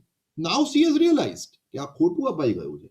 Current યરમાં અમે ખોટો TDS જાતે કહી દીધું હતું બેને, તો ભાઈ TDS ખોટો કર્યો છે. Now when I want to file my return, I want to file my return as per the old regime, and I want to avail all the benefit. Can I avail all the benefit and get the refund if the TDS made in the new regime is higher? And answer is yes, permitted. There is no problem at all. Salaried person છે તો next year પાછો તમે option બદલી પણ શકો. There is no problem. Non-business assessee wants to change the option every year. આપણે already discuss કર્યું, permitted.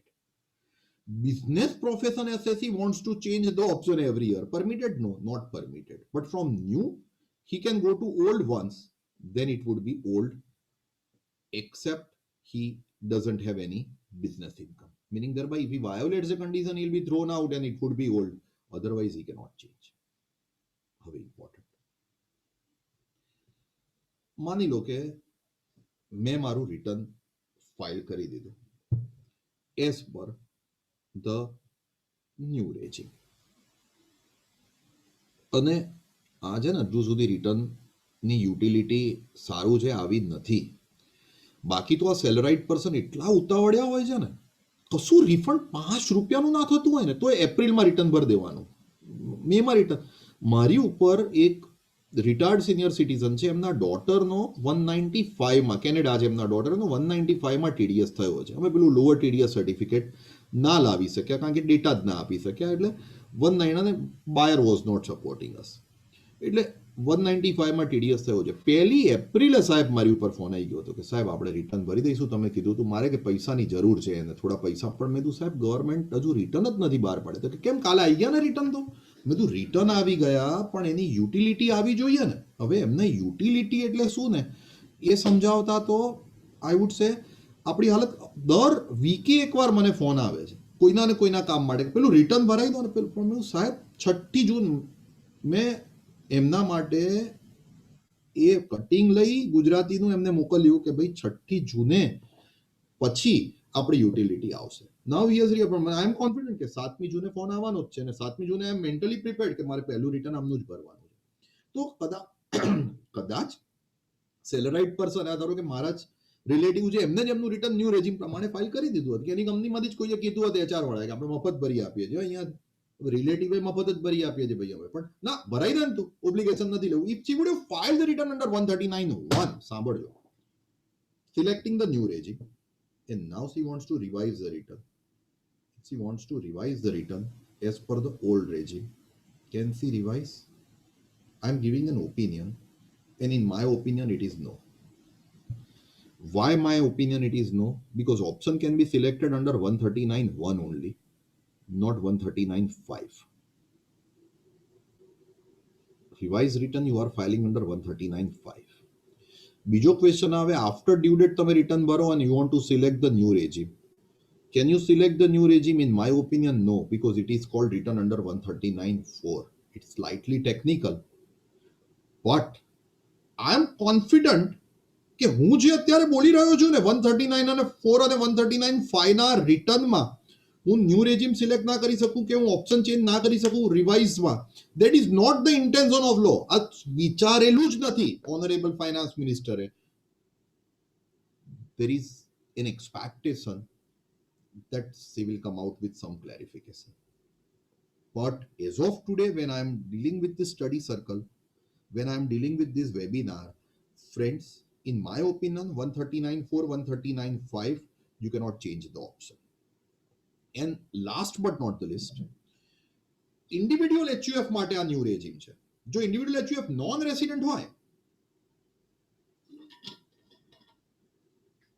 તો can they go for this new regime, or 87 any gem this is available only to resident? Answer is non-resident can also opt for this new regime. There is no problem at all, because the verbatim of the legislature are individual and HUF. They have not mentioned resident, or they have not mentioned any other thing. So for non-resident also this new regime will be available. This is my first presentation on old and new regime. Should I, Ravi bhai, straight away switch over to the new and thereafter we'll keep the question answer last Yes. में? Yes, sir. Yes, sir. બરાબર જઈ રહ્યું છે આપણે? બરાબર બરાબર. બધા આપણો ભાઈ બપોરનો ટાઈમ છે થોડો, એટલે વાંધો નથી ને? ના, yes sir, yes sir. ના ના, બહુ સરસ સાહેબ. બધા enjoy કરે. Please go ahead. Yeah. I'll move to the second one. 1 minute મને લાગશે, પ્લીઝ. એક જ second.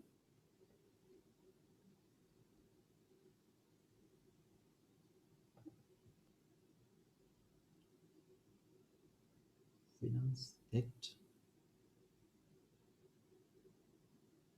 2021. Give me 2 minutes only. Okay, ત્યાં સુધી સાહેબ હું જરાક વાત કરું.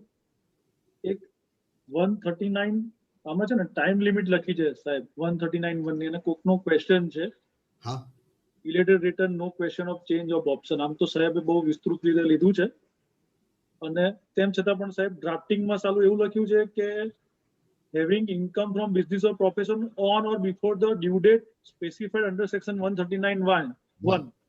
એટલે આ સાલું લોચાવાળું છે, એ સિસ્ટમ એલાઉ કરે કે ના કરે જોવું પડે એવું થવાનું.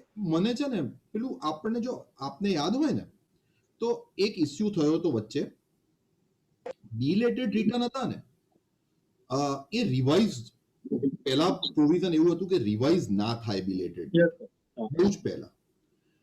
પછી છે ને સિસ્ટમ પરમિટ કરતી હતી રિવાઇઝ કરવાનું.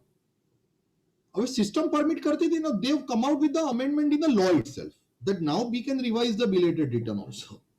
So I'm expecting the same thing over here. System will permit, and thereafter they will give the Right, permission as per the law. Let us Yes. hope for the best. Yes sir, please sir, go ahead sir. Ready? Yes. Take a second. Huh? Yeah. 2021 નડિયાદમાં તો I'm very well able to remember કે it was the only physical meeting for the budget I took. Last year it was number of physical budget meeting, but this year it was only one. હા, અમારા બ્રાન્ચમાં એક અહીંયા વિકાસાનો એક seminar નાનો હતો, એમાં I had been, but it was also with limited. It was on, in Nadiad, it was on Finance Bill 2021. We are today discussing not bill, we are discussing what are the change in the bill versus law. And I will be picking up all the major changes. સૌથી પહેલો change છે for, એક જ second please, kindly excuse, એક જ minute.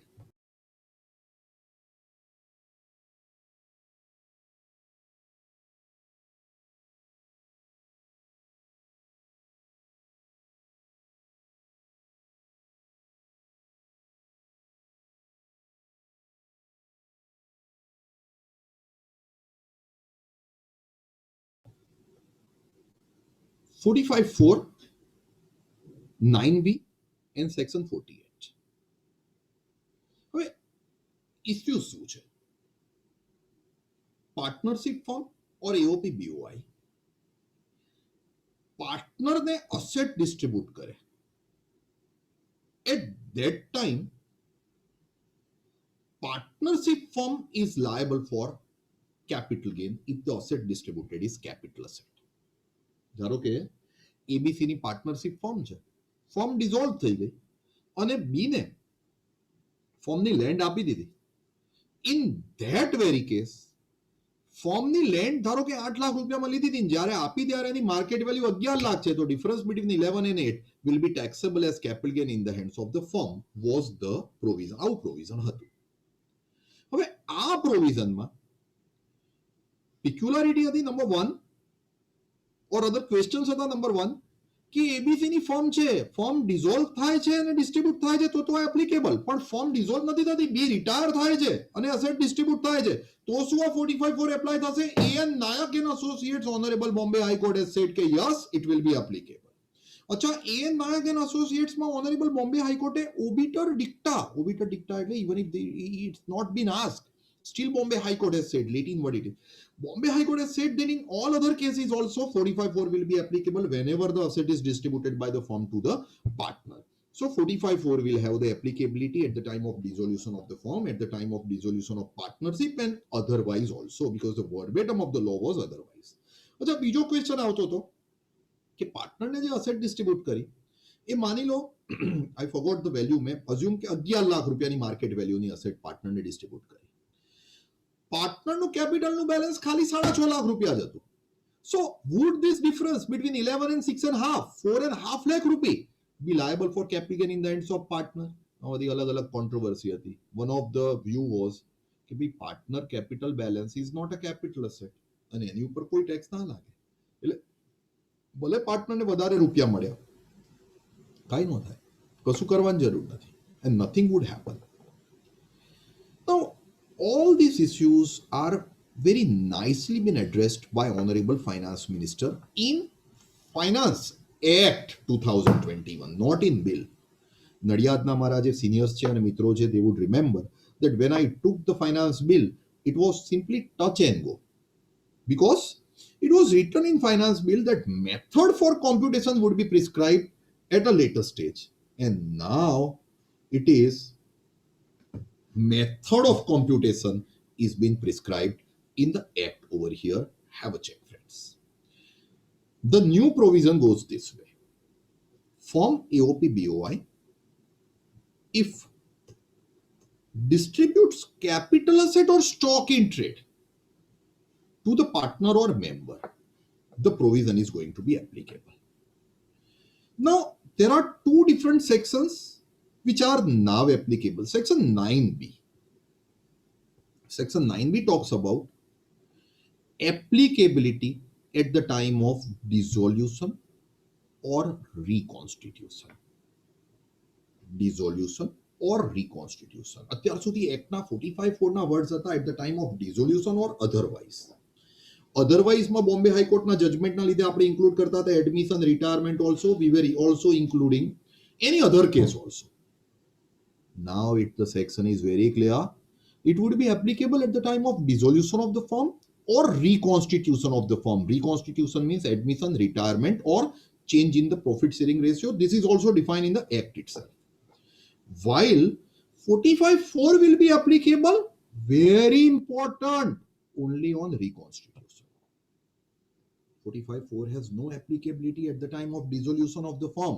એટલે ABC partnership form છે, form બંધ થઈ જાય તો ખાલી 9B જ અપ્લાય કરવાનું, પણ બી રિટાયર થાય છે તો 9B પણ અપ્લાય થશે અને 45(4) પણ અપ્લાય થશે. What are the two sections I am coming?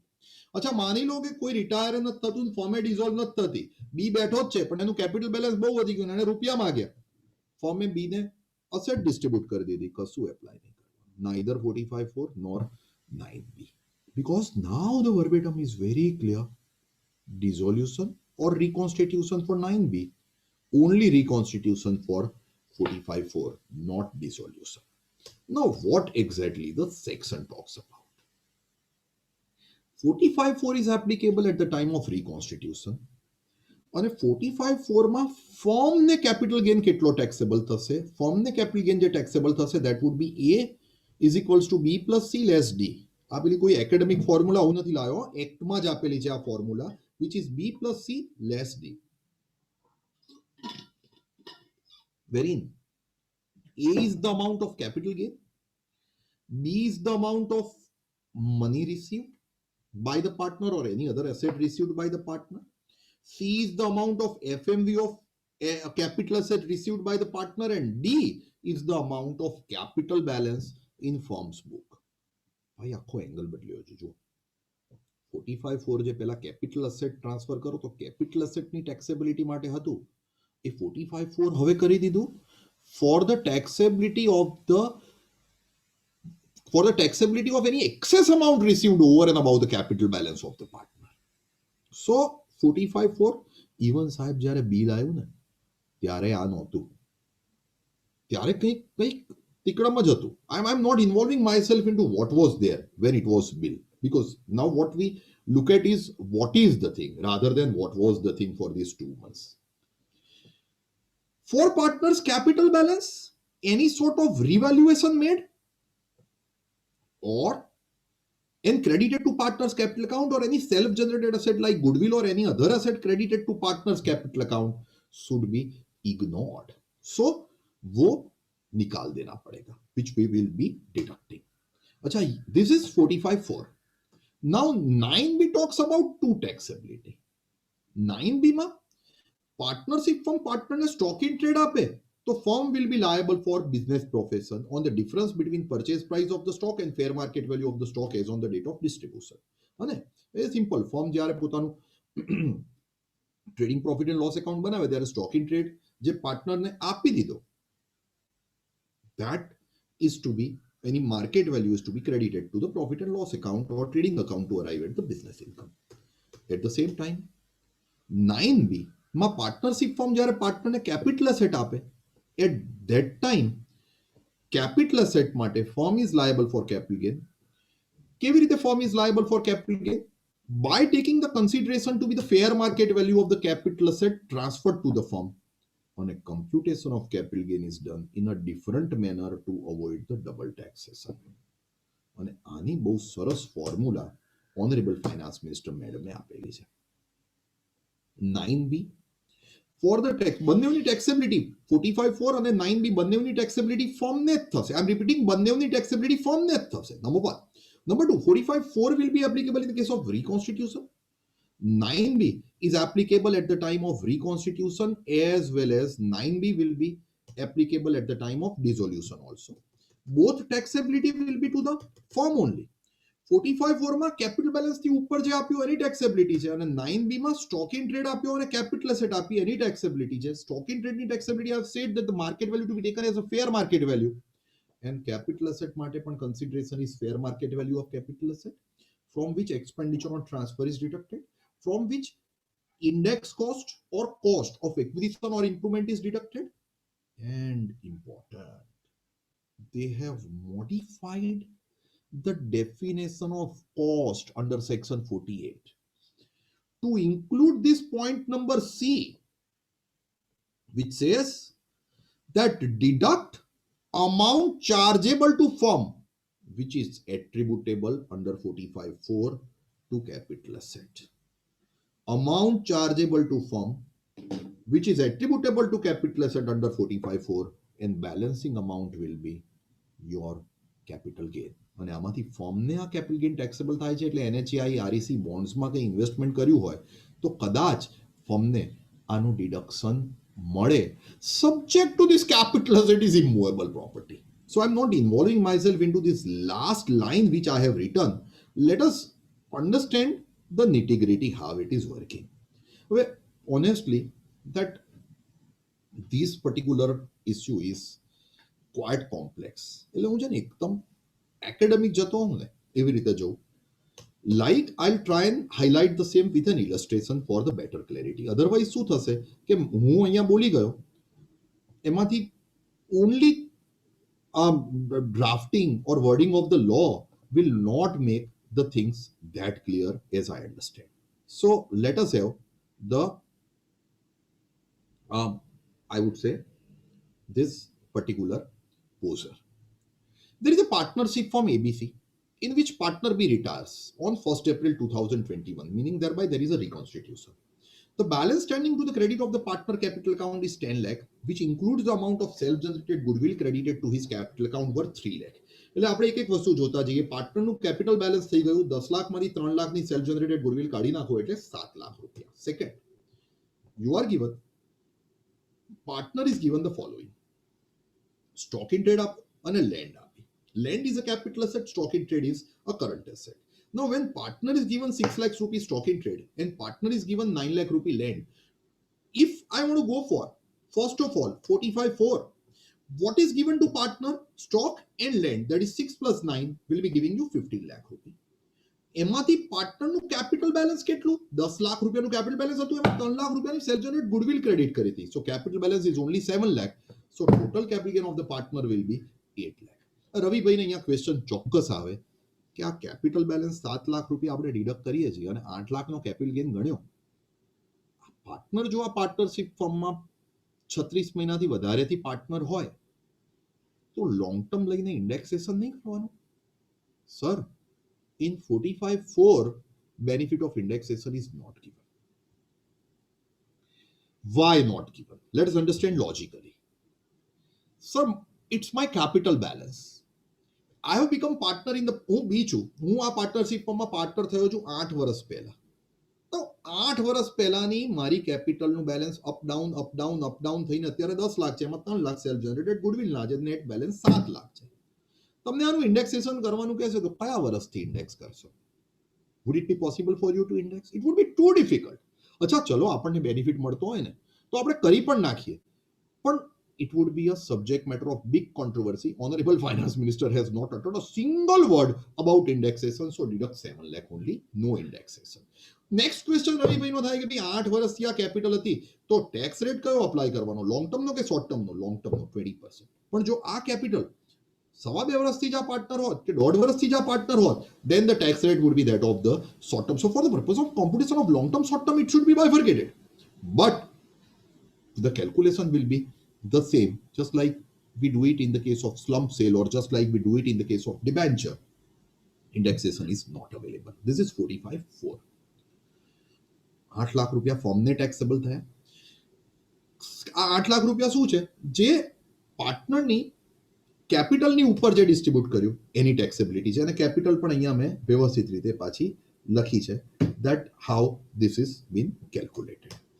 Now second one, fair market value on the date of distribution. 9B માં બે ટેક્સેબિલિટી છે. સ્ટોક ઇન ટ્રેડ, 6 લાખ રૂપિયાનો મારો સ્ટોક ઇન ટ્રેડ છે. ફેર માર્કેટ વેલ્યુ જે છે ડિસ્ટ્રીબ્યુટ કરું છું, એની કોસ્ટ પ્રાઇસ છે 4 lakh. So can I say 2 lakh will be the business income for whom? For the partnership firm, which would be taxable to partner. Number 2, land ની taxability ની વાત કરીએ તો 9 lakh is the fair market value from which you can deduct 113 cost, but as the land is long term, you can get indexation. Here the benefit of indexation is available. There is no prohibition, you can get the benefit of indexation. Acha, second important point is that while making the computation, I am also supposed to deduct 48, section 48 is modified. I am also supposed to deduct capital gain, or my mistake, yeah, capital gain taxable under 45-4, which is proportionate to the capital asset. મને સમજાવો તો 45-4 માં મારો capital gain taxable થયો તો 8 lakh. કેટલાની total consideration ઉપર 8 લાખ? 15 લાખની. આ 15 લાખની કન્સિડરેશનમાં કેપિટલ અસેટની કન્સિડરેશન કેટલી? 9 લાખ. મીનિંગ ધેરબાય કેન આઈ સે 60%. સો 8 લાખના 60% when you compute 9B, it needs to be reduced and my taxable long term capital gain will be 1,19 lakh. અહીંયા બીજો ક્વેશ્ચન આવે કે આ 480 ને ઇન્ડેક્સ નહીં કરવાના? ના ભાઈ, બિલકુલ નહીં કરવાના, કારણ કે 480 ગેઇન છે, it is without indexation, so you need to reduce that 480 only. Now still there is one small issue. That issue is I forgot one line. મને છે ને ત્રણ જ important provision છે in the act મારા મતે. So I'll be giving the highest time to those three. I forgot to pick one line, and that is the last line of this slide, which says that if A is negative, then it is to be taken as nil. Friends, kindly listen. It goes this way. પાર્ટનરનું capital balance આપણા ક્વેશ્ચનમાં હતું 7 લાખ. 45(4) માં લખેલું છે, 9B માં આવું કંઈ લખેલું નથી. Now our capital balance was 7 lakh, against which we are getting stock and capital asset worth 9 lakh and 6 lakhs 15 lakh. So it is positive. I am taking 8. Had the situation been મને consideration મળી છે 6 + 9 15 અને my capital balance is 20, એમાં 3 lakh goodwill self જનરેટેડના છે, which is 3 કરીએ, deduct કરીએ તો 17 lakh. 15 consideration less my balance is 17, so it will be -3. If it is -3, it should be taken as nil. In 45(4) you cannot have the loss. General rule આપણા ત્યાં એવો છે કે income includes negative income. Honorable Supreme Court in the Kotla JH also has said that income includes negative income, and income means negative income is also your income, and wherever you have the income you are paying tax. Wherever you have loss you can set off, but અહીંયા જો negative જશે 45(4) માં તો તમને એમાં set of નો કોઈ benefit નહીં મળે. બીજો ક્વેશ્ચન તમને થાય કે સેટ ઓફ નો બેનિફિટ તો નહીં મળે, તો અહીંયા શું ડિડક્ટ કરવાનું? 0. In 9B, while calculating the proportionate amount of 45(4), it should be taken as 0 only. अच्छा मानी लो कि 45(4) માં નેગેટિવ થાય છે તો આપણે નીલ લઈએ છીએ. 9B માં કેપિટલ એસેટ ની ફેર માર્કેટ વેલ્યુ 9 લાખ આવી, ઇન્ડેક્સ કોસ્ટ 3 લાખ 1,000 આવી, અને આ 480 જે એટ્રીબ્યુટ કર્યા છે એની જગ્યાએ સે ફોર એક્ઝામ્પલ 880 હોત, and if this goes into negative, would we be able to have the set off of loss? Yes. In 9B you can have business loss or you can have the loss under the head capital gain, but under 45(4) you cannot have. The loss is very specifically provided in the legislature itself. I would put this way, that things which were there till 31st March 2021 were totally different, but things which are from 1st April 2021 are also different, which was highlighted in the budget and now highlighted over here. This is first important point. Second important point, unit linked insurance plan. અત્યાર સુધીની position એવી હતી કે તમે યુલિપ લીધું હોય, high premium ULIP હોય. What is high premium ULIP? તમારી સમ અસ્યોર્ડના 10% વધારેનું તમે પ્રીમિયમ ભરતા હો તો આ યુલિપ અધર ધેન ડેથ મેચ્યોર થાય તો એની મેચ્યોરિટી પર એ યુલિપની વેલ્યુ ટેક્સેબલ થઈ જતી હતી. The finance minister has said that if the ULIP is issued on or after 1st February 21, and if it is high premium ULIP means either the premium amount exceeds 10% of the total ULIP value, or the premium amount exceeds 2,50,000. ધારો કે મારું યુલિપ 30 લાખનું છે પણ મારું premium મેં ભર્યું 2,70,000. That 2,70,000 is not exceeding 30 lakh, rather 10% of 30 lakh, but still it will become high premium ULIP. As it becomes high premium ULIP, now if this ULIP matures other than death, then the taxability will arise. Exemption under 1010D will not be available. This was said in finance bill also by the honorable finance minister. Any taxability કેવી રીતે કરવાની ને, that was the peculiar issue. And for taxability, honorable finance minister ma'am has said કે આ જે unit તમને મળ્યા હશે યુલિપના, if they are equity oriented unit, then the taxability will be as per 112A or 111A, meaning thereby short term capital gain, long term capital gain on the equity oriented fund or equity shares ની જેમ જ એની taxability થશે.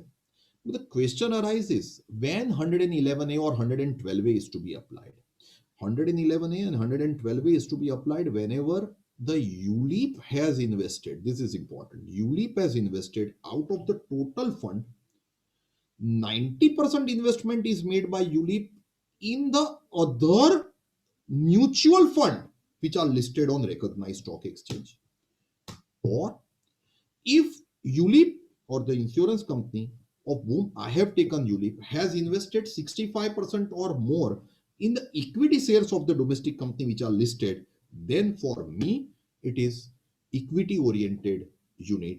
For me, for the purpose of computation, JJ unit short term જેની ઉપર 111 JJ unit long term જેની ઉપર 112A પ્રમાણે એની taxability થશે. I tell you friends, this calculation has to be given to us by the insurance company only. Now, if we calculate, we are going to do the magic. And our calculation, if checked by the department, it would be a super magic by them. So, I am confident that this exercise is to be performed by none other than the insurance company. But एक બીજી પણ વાત કરું તો generally insurance company આવા યુલિપ જ બંધ કરી દેશે. જનરલી હા, અહીંયા કદાચ તકલીફ એવી થશે કે 2.5 લાખની લિમિટ રાખી છે, એટલે જો આવા યુલિપ ઇન્સ્યોરન્સ કંપની બંધ કરશે ને તો એમની આવક ઓછી થઈ જશે. And let's see how they are taking the call. If they are taking a call of having ULIP which is high premium, then they need to define the taxability. This is again important. See friends, PF employee માટે સૌથી સારામાં સારો area of investment is voluntary contribution to provident fund. અને અહીંયા બહુ જ રૂપિયા મૂકી રહ્યા છે. Friends, important is to restrict employee to park excessive amount in the PF, this provision. Friends, અત્યાર સુધીનું provision એવું હતું કે say for example up to previous year 2021 employer અને employee બંનેવે એમ્પ્લોયીના પ્રોવિડન્ટ ફંડમાં માની લઈએ 40 લાખ રૂપિયા જમા કરાવ્યા છે. એની ઉપરનું જે પણ ઇન્ટરેસ્ટ મળતું હતું એ પૂરેપૂરું એક્ઝમ થઈ જતું હતું એમ્પ્લોયીને, if it is RPF, SPF. Now it has been provided that if employee is contributing to the provident fund and if employees contributing to the provident fund on or after 1/4/2021, then if some excess amount is contributed by the employee, on such excess amount interest will be taxable. Now, what is that taxability? It is taxable on accrual basis. I will be interpreting this. What is the taxability? The taxability would be divided into two categories. This was not there. આજે હું અહીંયા table જેવું બનાવેલું છે અલગ કલરથી. This was not there in finance bill, but it is there in the Finance Act. It says that if to PF employer also contributes, an employee also contributes, 2.5 લાખથી ઉપરનું જો એમ્પ્લોયીનું કોન્ટ્રીબ્યુશન હોય તો એક્સેસ ઉપરનું ઇન્ટરેસ્ટ will be taxable. પણ ધારો કે employer contribute નથી કરતો, ખાલી એમ્પ્લોયી જ કોન્ટ્રીબ્યુટ કરી રહ્યો છે, which would be the rare circumstance, તો 5 લાખ ઉપરનું ઇન્ટરેસ્ટ હશે. That is going to be the taxability. This was not there when bill was proposed. This is there only when it has become the act, it has become the law. Now see how it would be working in. If we try and analyze the same, it goes this way. Assume that first situation my employee has contributed 7 lakh to the PF, recognized provident fund, let's assume. Now important question is, friends, whether employer contributes? No, employer is not contributing. अगर employer is not contributing तो you are aware 5 lakh રૂપિયા સુધીનું interest એક્ઝમ્પ્ટ છે અને બાકીના 2 લાખ રૂપિયા સુધીનું interest જ, friends, what would happen is taxable. માની લો કે PF ઉપર 7% for the calculation convenience I am taking interest મળે છે. Listen carefully. 40 લાખ રૂપિયા 31 માર્ચ 2021 નું બેલેન્સ છે. that is employer contribution, employee contribution and એનું interest. કરંટ યરમાં 7 લાખ રૂપિયા કોન્ટ્રીબ્યુટ કર્યા કોણે? કરંટ યરમાં 7 લાખ રૂપિયા કોન્ટ્રીબ્યુટ કર્યા એમ્પ્લોયી અને અઝ્યુમ 5 લાખ રૂપિયા કોન્ટ્રીબ્યુટ કર્યા એમ્પ્લોયર. એટલે 40 લાખનું જે બેલેન્સ હતું એમાં 7 અને 5 એડ કરીશું એટલે 52 થશે. આ 52 માંથી 2 લાખ રૂપિયા ઉપરનું ઇન્ટરેસ્ટ ટેક્સેબલ, બાકીના 50 લાખ ઉપરનું interest exempted for the year say 21-22 or maybe subsequent year. હવે નેક્સ્ટ યર શું થશે? તો કે નેક્સ્ટ યર એવું થશે કે 50 એક એક્સેલ ની કોલમમાં રાખો, 2 લાખ એક્સેલ ની બીજી કોલમમાં રાખો. એ 2 લાખ ઉપર જે વ્યાજ આવ્યું એની ઉપરનું ક્યુમ્યુલેટિવ વ્યાજ હશે એ ટેક્સેબલ થતું જશે. 50 લાખ ઉપરનું જે ક્યુમ્યુલેટિવ વ્યાજ હશે એ એક્ઝમ્પ્ટ થતું જશે. નો સી યાર, this is also going to be too problematic. The purpose of the government is to make the act simple. કરદાતા પોતાનું આવકવેરા પત્રક જાતે ભરી શકે એવો ફ્રેન્ડલી એક્ટ બનાવવાની વાત છે અને આ ક્યાં જઈ રહ્યું છે? અઝ્યુમ 4 લાખ કોન્ટ્રીબ્યુટ કરે, એમ્પ્લોયર કોન્ટ્રીબ્યુટ કરી રહ્યો છે, નથી કરી રહ્યો, તો મારું કંઈક ઇલસ્ટ્રેશનમાં થોડીક mistake but hope you understand. 4 lakh employer contribute નથી કરી રહ્યો, પૂરેપૂરું exam. 380 assume employee contributes, on which employer also contributes. 250 સુધીનું interest exempt, balance will be taxable. 220 contributed by employee, employer also contributes, full 220 પરનું interest is going to be, friends, I would say here it is going to be 220 પરનું interest will be exempt. મારું જે illustration મેં લીધું ને એમાં I stand corrected, there is a small correction. જે 40 લાખ વત્તા 5 લાખ employer અને 7 લાખ employee લીધું ને એમાં the two parts will be 40 lakh interest exempt, 5 lakh employer contribution interest would be exempt. Out of 7 lakh contributed by employee, 250 no interest exempt. So only 250 enters into that 40 plus 5 plus 250, 47 and a half. And bakina 4.5 no interest will be taxable as employer is also contributing and you have to make two parts accordingly. A small change in 44AB, you are aware, limit is increased, આપણા area of practice ઓછો કર્યો. Fine, it is 5 crore to 10 crore. But અહીંયા drafting lacuna, this is called drafting lacuna which is been corrected, but it is corrected after a year. Last year આ તો provision લાવેલા છે, 1 કરોડની limit 5 crore કરી દીધી હતી in the finance bill which has become the Act 2020. Now, this 5 crore increased limit will be applicable if cash receipt and cash payment doesn't exceed 5% of total receipt and total payment. The words were cash receipts. હવે તમે 40A3 જુઓ ને, payment if made in excess of 10,000 by other than account pay check. 269SS, 269T જુઓ तो other than account pay check, account pay draft, electronic mode वगैरह ECS. While in 44AB the word was cash. Now how to interpret cash? If I have made the payment by bearer check, I have made the payment by cross check, whether it would be counted in this case or whether it would be counted in otherwise was the important issue. The Honorable Finance Minister has provided in this act when it is passed that any payment made by non-account pay check or non-account pay draft shall be deemed to be cash transaction, meaning thereby bearer check and cross check will be considered as cash only. According to me, this is only a drafting lacuna which is corrected and it is called a clarificatory amendment only. 44ADA, which is applicable to the specified profession. It is applicable to specified profession only. It is not applicable to our teaching line. It is not falling under 44AA. Specified profession as a legal, medical, technical, architecture, engineering, film artist, वगैरह, they are covered. Now, આપણા ઘણા બધા chartered એકાઉન્ટન્ટ્સની જે form છે ને એ LLP માં ચાલે છે. And 44ADA was applicable to LLP. By the Finance Bill 2021, Honorable Lady Finance Minister has provided that LLP is not covered by 44ADA.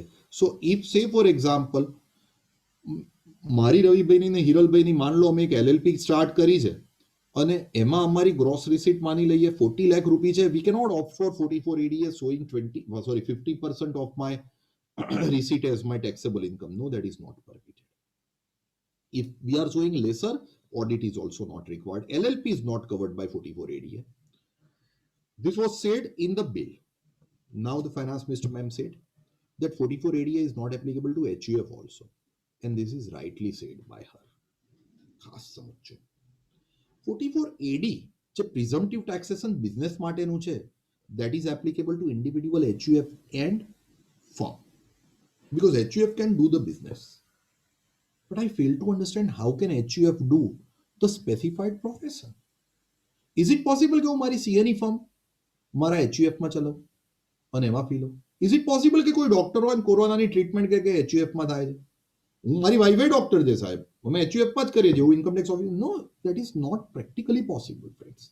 And hence HUF is rightly striked off from 44 ADA. In short, 44 ADA is applicable to resident, individual and the partnership firm. I'm skipping this MAT as it is company assessment and advance pricing agreement, which I consider કે બહુ ઓછા લોકોને applicable થતું હશે. Same is the case with slump sale. A small correction. What હતો sale? Now capital gain will be applicable when there is transfer, and transfer includes sale, exchange and everything. They've defined that if you are transferring the whole unit and getting something in kind, the fair market value of the kind received will be considered as your consideration. અહીંયા કોઈ major change નથી, drafting લેક્યુના change થયો છે. અને આ 139(4) અને 139(5) ને actually જે એક્ટમાં ટાઈમ લિમિટ આપી છે ને ફ્રેન્ડ્સ, એક હમ્બલ રિક્વેસ્ટ અત્યારે કે 139(1), 139(4) અને 139(5) ની ટાઈમ લિમિટ એક્ટમાંથી કોઈ દિવસ ના વાંચવી. The reason being, every now and then we have some or other relaxations.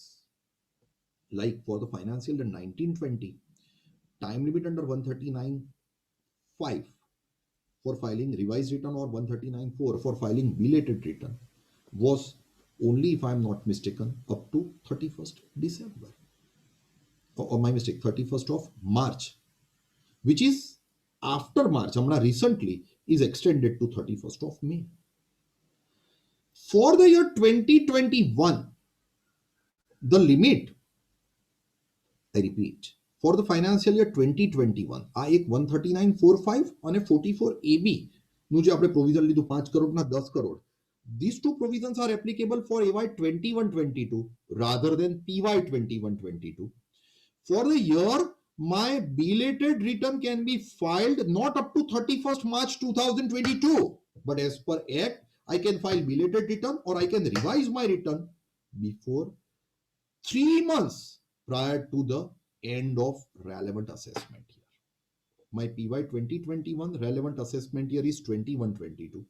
I can revise my return not up to 31st March 22, or I can file belated return not up to 31st March 22, but before 3 months prior to the end of relevant assessment year.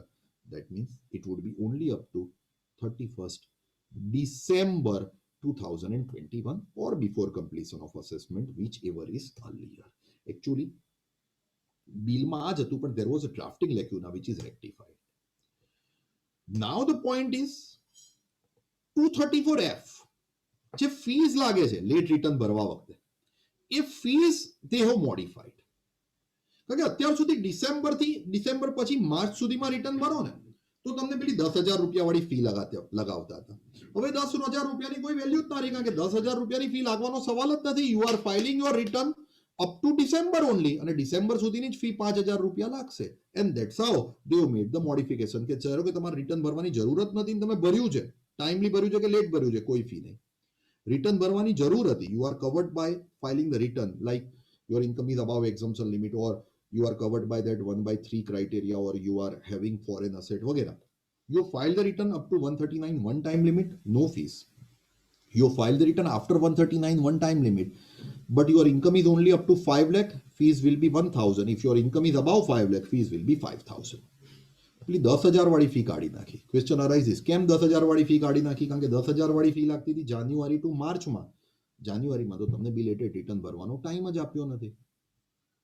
My question is, very recently, maybe last Thursday only, 20th May only, Honorable Finance Minister has extended the time limit for filing return under 139.1 and 139.45. An extended time limit under 139.45 is 139.4 for belated, 139.5 for revised is 31 જાન્યુઆરી સુધી તમે આ file કરી શકો. મારો એક જ question છે, જાન્યુઆરી 2022માં જો મેં બિલેટેડ રિટર્ન ભર્યું હશે પ્રીવિયસ યર 2021નું તો 5,000 રૂપિયાની ફીસ લાગશે કે 10,000 રૂપિયાની ફી લાગશે? આ એક્ટ બન્યો માર્ચ એન્ડમાં, ત્યારે કદાચ કોવિડની સિચ્યુએશન કંટ્રોલમાં હતી. જે એપ્રિલમાં વેવ હતો, second wave, it was not. So the honorable finance minister thought that I am not going to give any extension. I am removing the fees which is payable after January. But when it has become the law, I mean, CS deleted. But due to this second wave and due to delay in uploading or rather providing the utility, providing the portal, CS enhanced the limit. In my opinion, even if you file it in the month of January 2022, fees will not be 10,000, fees will be 5,000 only. Aadhaar PAN linking is to be done up to 30th June 2021. આજે ગયા છે Thursday 20th ના જે extension આવ્યું છે એમાં આધાર પાનનું હવે કોઈ અત્યારે એક્સટેન્શન નથી. 234H is the new section which is inserted which says કે આધાર પાનને આધાર જોડે લિંક નહીં કર્યો હોય તો યોર પાન વિલ બીકમ ઇનઓપરેટિવ. એના લીધે તમે TDS એક્સેસિવ રેટથી થશે ઓર પાન નથી એમાં જે તમને કોન્સિક્વન્સ થાય છે ધેટ વુડ બી એપ્લિકેબલ. પણ આપણા ત્યાં લોકો ગભરાય છે શેનાથી? આપણા ત્યાં લોકો કોન્સિક્વન્સ આવે ત્યારે જોયું જશે. People are afraid of this fees and there is 1,000 rupees fees which is inserted by the act under 234H. I am clear. This is fees, meaning thereby there is no opportunity of being heard which is required. Fees would be levied automatically. Friends, one of the achievement of this government is e-assessment. I know that many would be shouting on me કારણ કે ઘણા જણાના એવા order pass થયા હશે જેમાં હેફેઝાર્ડ addition થયા હશે. હા, I would put this way કે 80% જે ઓર્ડર પાસ થયા છે ને એ કદાચ સારા, મારો એક્સપિરિયન્સ એવો છે કે સારા પાસ થયા છે. પણ 10-20% ઓર્ડર કંઈ જોયા વગર પણ પાસ થયા છે એવું, that is what has been heard by us. Like one of my friend's client has filed the return at 4.5 lakh rupee income and his assessment is done at 18 crore rupee demand without checking anything. And he is facing a tremendous issue. Friends, now in this e-assessment, what happens is if I am assessee of Ahmedabad, મેં મારું return ભર્યું, મારો case સ્ક્રુટિનીમાં Delhi NESE લેશે. NESE Delhi આ મારો case transfer કર્યો regional assessment centre ચેન્નાઈને. આ regional assessment centre Chennai આ કેસ રિજનલ અસેસમેન્ટ યુનિટ ચેન્નાઈને આપ્યો કે ભાઈ તું અસેસમેન્ટ કર. ચેન્નાઈ યુનિટે કીધું કે મારે ક્રોસ વેરિફિકેશન કરાવવું છે. તો regional assessment centre Chennai will ask national assessment centre કે સાહેબ આનું વેરિફિકેશન ક્રોસ વેરિફિકેશન કરાવી આપો ને. હવે અત્યાર સુધી કોન્ટ્રોવર્સી એવી હતી કે આ ક્રોસ વેરિફિકેશન કયું યુનિટ કરે? ચેન્નાઈનું જ યુનિટ કરે જે મારું અસેસમેન્ટ કરી રહ્યું છે, ઓર કોઈ બીજું રિજનલી અસેસમેન્ટ યુનિટ કરે તો પણ ચાલે. It has been provided that functions of verification unit can be performed by verification unit located in any other faceless center also. Request for verification can also be assigned to NESE. એટલે Chennai assessment unit will write to Chennai regionally assessment center. Regionally assessment center will write to nationally assessment center. Nationally assessment center can ask verification unit Lucknow to do the verification, submit the report to national. National will give it to Chennai and Chennai will frame the assessment. હું બહુ પહેલેથી clear છું. Yes, this is the procedure. But there may be some internal confusion in these units. So Honorable Finance Minister made a clarification. Goodwill. Depreciation is not available on the goodwill. Okay.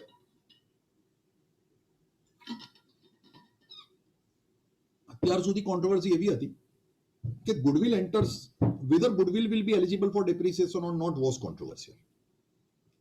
1/4/1998 પછી તમે intangible asset purchase કરી હોય તો એની ઉપર તમને depreciation મળે. The definition of block of intangible was going this way. It is patent, trademark, copyright, franchisee or any other business or commercial rights of similar nature were the words used.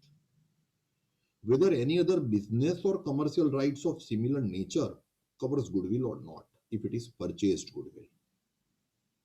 Various judgments of the courts, including our Honorable Ahmedabad ITAT very recently says that if it is purchased goodwill, it enters into the block of intangible asset and it will be eligible for depreciation. And you put depreciation tamne male.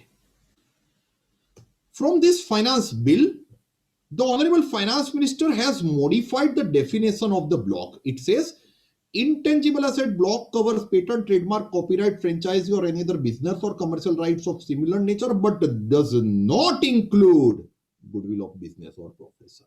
Specific નિકાળી દીધું.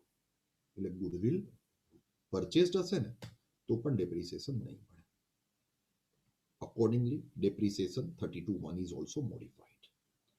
તો question એવો થાય કે number 1, જો નવી જ goodwill અક્વાયર કરો છો 1 ફેબ્રુઆરી 2021 પછી બજેટ આવ્યું એના દિવસ પછી તો તેની પર ડેપ્રિસિએશન મળવાનું જ નથી, બ્લોકમાં એન્ટર જ નહીં થાય, સિમ્પલ થઈ ગયું.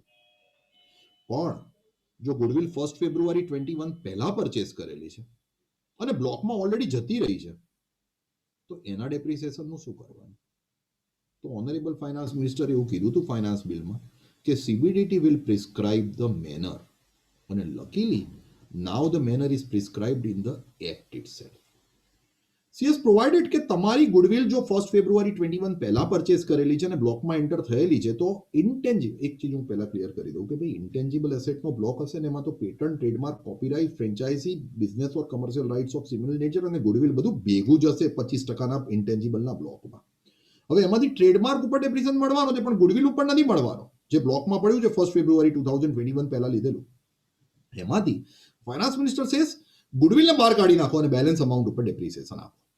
હવે ગુડવિલ બહાર કેવી રીતે કાઢો? તો કે ગુડવિલની કોસ્ટ લેસ અત્યાર સુધીનો ગુડવિલ જો એકલી અસેટ હોત બ્લોકમાં તો એની ઉપર ડેપ્રિસિએશન કેટલો મળ્યો હોત એ ડેપ્રિસિએશન નોશનલ વેલ્યુ ડિડક્ટ કરો અને જે બેલેન્સ બચે that is to be reduced. પાછું અહીંયા પણ એક સ્પેસિફિક આ જે નીચે મેં બ્લુ કલરમાં લખેલું છે, if amount of reduction calculated above cannot exceed the WDV of the block. આ જે મેં લખ્યું છે ને એને again I'll clarify with the help of one practical illustration because this is my apparently second last I would say important point. 19th May 2018 में goodwill purchase करेली 40 करोड़ में intangible asset 60 crore. 18-19 financial યરમાં પરચેસ કર્યું હતું એટલે પ્રીવિયસ યર 18-19માં મેં એને બ્લોકમાં enter કર્યા છે 40 અને 60 કરીને.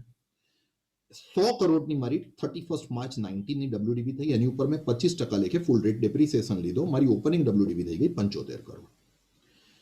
19-20માં મેં આમાંથી ઇન્ટેન્જિબલ એસેટ, જો અહીંયા મેં ઉપર ઇન્ફોર્મેશનમાં આપ્યું છે, આ ટેબલ છે એની ઉપર કે મેં અધર ઇન્ટેન્જિબલ એસેટ જે 60 કરોડની હતી એમાંથી થોડી ઘણી ઇન્ટેન્જિબલ એસેટ મેં 30 કરોડમાં વેચી નાખી હતી. તો અત્યારે મારી બ્લોકની વેલ્યુ થઈ 31 માર્ચ 20 ની 45 કરોડ, જેમાં ગુડવિલ પણ છે અને અધર ઇન્ટેન્જિબલ એસેટ પણ છે વેચ્યા પછીથી. એ 45 કરોડ ઉપર મને 25% લેખે ડેપ્રિસિએશન મળશે, કમ્સ ટુ 33.75 રૂપીસ. હવે મને કીધું છે કે ભાઈ હવે તમને ગુડવિલ પર ડેપ્રિસિએશન નહીં મળે, તો હવે જે ગુડવિલ પર ડેપ્રિસિએશન નહીં મળે એ ગુડવિલની કોસ્ટને સ્ટ્રાઇક ઓફ કરો. કેવી રીતે સ્ટ્રાઇક ઓફ કરો? તો કે 33.75 આખા બ્લોકની વેલ્યુ હતી, એમાંથી ગુડવિલની વેલ્યુ ડિડક્ટ કરો. કઈ ગુડવિલની વેલ્યુ ડિડક્ટ કરો? 40 કરોડની ગુડવિલ લીધી, એ 40 કરોડની ગુડવિલ ઉપર પહેલા વર્ષનો 25% લેખે ડેપ્રિસિએશન 10 કરોડ હતો, WDV થઈ ગઈ 30 કરોડ, એમાં બીજા વર્ષનો ગુડવિલ જ એકલી અસેટ બ્લોકમાં હોત તો એનો ડેપ્રિસિએશન થાત 7.5. સો ટોટલ ડેપ્રિસિએશન ઇઝ 10 and 7.5 કરીને ગુડવિલની 1 એપ્રિલ 20 ની WDV આવી 22.5. If I reduce 22.5, my net block value will be 11.25, which is other intangible asset વેચ્યા પછીની, and it is not including goodwill, and now I would be able to get depreciation on 11.25, that is 2.8125. In short, this is the method to be followed. માની લો અનાયત સમમાં other things remaining the same, other intangible asset મેં 50 કરોડમાં વેચી હોત તો મારું 40 અને 60 મારા બ્લોકમાં પીવાય 18-19 માં એન્ટર થયા હતા, 25 કરોડનો મેં ડેપ્રિસિએશન લીધો, 75 કરોડ મારી ઓપનિંગ ડબ્લ્યુડીવી રહી. 19-20 માં મેં અધર ઇન્ટેન્જિબલ એસેટ જે 60 કરોડ હતી એમાંની અમુક એસેટ, હું બહુ સ્પેસિફિક છું, અમુક એસેટ મેં 50 કરોડમાં વેચી દીધી તો મારી ડબ્લ્યુડીવી રહી 25 કરોડ. એમાં અમુક અધર ઇન્ટેન્જિબલ એસેટ છે અને ગુડવિલ છે જેની ઉપર મેં 6.25 ડેપ્રિસિએશન લીધો, 18.75 ની વેલ્યુ રહી. Now my opening was 18.75. એમાંથી now I am able to get depreciation on other intangible but not on goodwill. My notional WDV of the goodwill comes to 22.75, which is higher than my total block value 18.75. As it is higher than total block value, it should be taken as zero. Luckily અહીંયા મને એવું નથી કીધું કે ભાઈ જા પાછળ જઈને short term capital gain પર. Otherwise we are aware that if it is exceeding the block value, it is short term capital gain, but that is luckily not said to us and it should be taken as zero. My block exists, but my block exists with zero value. Friends, and the last important, હું આમાં જે changes છે એ જ touch upon કરું છું. The reassessment procedure has been totally redefined. We were happy when this reassessment was changed. કે 3 જ વર્ષનો કેસ રીઅસેસમેન્ટમાં લઈ શકે, 50 લાખથી ઉપરની એસ્કેપ્ટ હોય તો જ it would be 10 years. But unfortunately, the powers given to take up the case for reassessment are made plenary. As of today, if there is search or survey in your case, then your case is considered to be a fit case for reassessment. It's one of the criteria for reassessment. Search no 153 and 153C is been abolished and it would be the same manner of reassessment. But friends, honorable, this is all old. Honorable Finance Minister has made certain changes. Number one change is under 147, 148, the words used were assessment or reassessment. She has inserted the word recomputation also along with assessment, reassessment. Not much relevant, not involved. Second, she has said that any case of search, survey or requisition initiated on or after 1st April 2021, it should be a deemed case of escapement. But the Honorable Finance Minister has said that 2 survey cases would not be subjected to reassessment. Number one, TDS TCS survey. આ એક્ટમાંથી કાઢ્યું છે. And second one, there is a survey at function, ceremony or event having regard to the scale of expenditure. Meaning thereby, at my place there is TDS TCS survey. That doesn't mean મારા આગલા 3 વર્ષ કે 10 વર્ષના case reassessmentમાં આવે. No. Assume someone's place there is a big marriage function organized. Assume COVID is over and there is a marriage function of 2,000 people organized. In, say for example, friends, Jalashray resort જે આપણે seminar રાખીએ છીએ, and per head 1,000 rupees the food charges. હવે જેનો expenditure થયો એના ત્યાં ફંક્શનમાં જ સર્વે આવ્યો to check out that for what this big expenditure, how have you got this money. This basis your case, this cannot be the only base for taking up your case for the reassessment. બાકી તમારા ત્યાં stock માટે સર્વે આવે, બાકી તમારા ત્યાં say for example Diwali ટાઈમે સર્વે આવે, then it is a clear cut case of escapement. 2 surveys are excluded from the escapement, that is function survey for a huge expenditure and second one is, friends, TDS TCS survey. And if there is asset which has escaped, then if they find that you have invested in the assets which are unexplained, your case can be in the reassessment. Asset is been defined as immovable shares, loans and deposit with the bank. Loan advance is given is also defined as the asset, friends. A small one, 1st February થી settlement કમિશનને બંધ કરી દીધું અને કીધું કે ભાઈ settlement commission તમારે હવે કામ કરવાની જરૂર નથી. જે કેસ સેટલમેન્ટ કમિશનમાં પેન્ડિંગ છે ને 2 ઓપ્શન આપ્યા. એક, તમારે કેસ હજુ સેટલમેન્ટ કમિશનમાં જ રાખવો છે તો ઇન્ટરિમ બોર્ડને આપશે, બોર્ડ વિલ હેન્ડલ. હજુ board, if I am not mistaken, એની કોઈ રચના થઈ નથી. સેકન્ડ, જો તમે આ કેસને વિડ્રો કરી લેશો then it would be given to your officer. And if it is given to officer, then officer has to complete the assessment. Now, officer, while dealing with the assessment of this particular case, must be given minimum 1 year from the date of case reverted back to him. Generally કેટલો time ઓફિસરને મળે છે? Original time limit જે 153A માં આપી છે એ plus જે આ case reassess sorry my mistake settlement કમિશનમાં ગયો હતો અને ઓફિસર પાસે બંધ થઈ ગયો હતો, ત્યારથી સેટલમેન્ટ કમિશનમાંથી ઓફિસર પાસે ગયો એટલો જે ટાઈમ લિમિટ સ્ટે થયો હતો કેસ એટલો એને એડ કરીને મળે. પણ જો આ એડ કર્યા પછીનો ટાઈમ લિમિટ જ્યારથી રીસ્ટાર્ટ થયો ત્યારથી સે ફોર એક્ઝામ્પલ આજે એડિશન વાળો ટાઈમ લિમિટ 12 મહિના નથી થતો, 1 યર નથી થતો, then officer must be given minimum 1 year to complete the particular case is a small correction made by the Honorable Finance Minister. And friends, now the issues which I have are all old issues which are part of the bill only. So as they are part of the bill, I'm not involving myself into the same.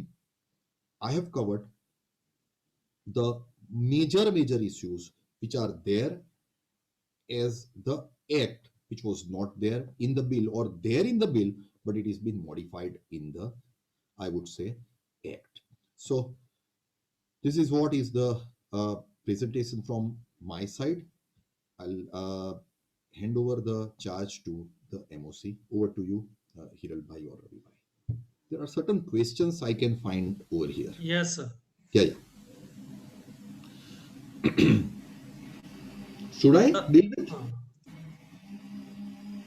पहला लई लइए? Yes, sir. Yes. Yes, sir. One by one, I'll take. First, settlement commission no Hardikbhai no I think same question છે. Belated return, no question of change of option. Yes, perfect. પછી Hiten sir નો question છે, if partner retires on 1st October 2021, capital balance rupees 10 lakh, firm paid rupees 50 lakh on retirement, excess amount paid rupees 40 lakh, taxable in the hands of partner? No, taxable in the hands of the firm only. Drafting લખ્યું ના હોય તો મને ખબર નથી, પણ as of today it is taxable in the hands of the firm only without indexation, as we have discussed. આપણામાં 7 લાખ ની ઉપર કંઈક મળતા હતા, 15 લાખ મળતા હતા. So same is the issue you have raised over here, Hitin bhai. Second, Hardik sir no question છે, if settlement commission discontinued on 1st February 21, will become act on 28 March 21.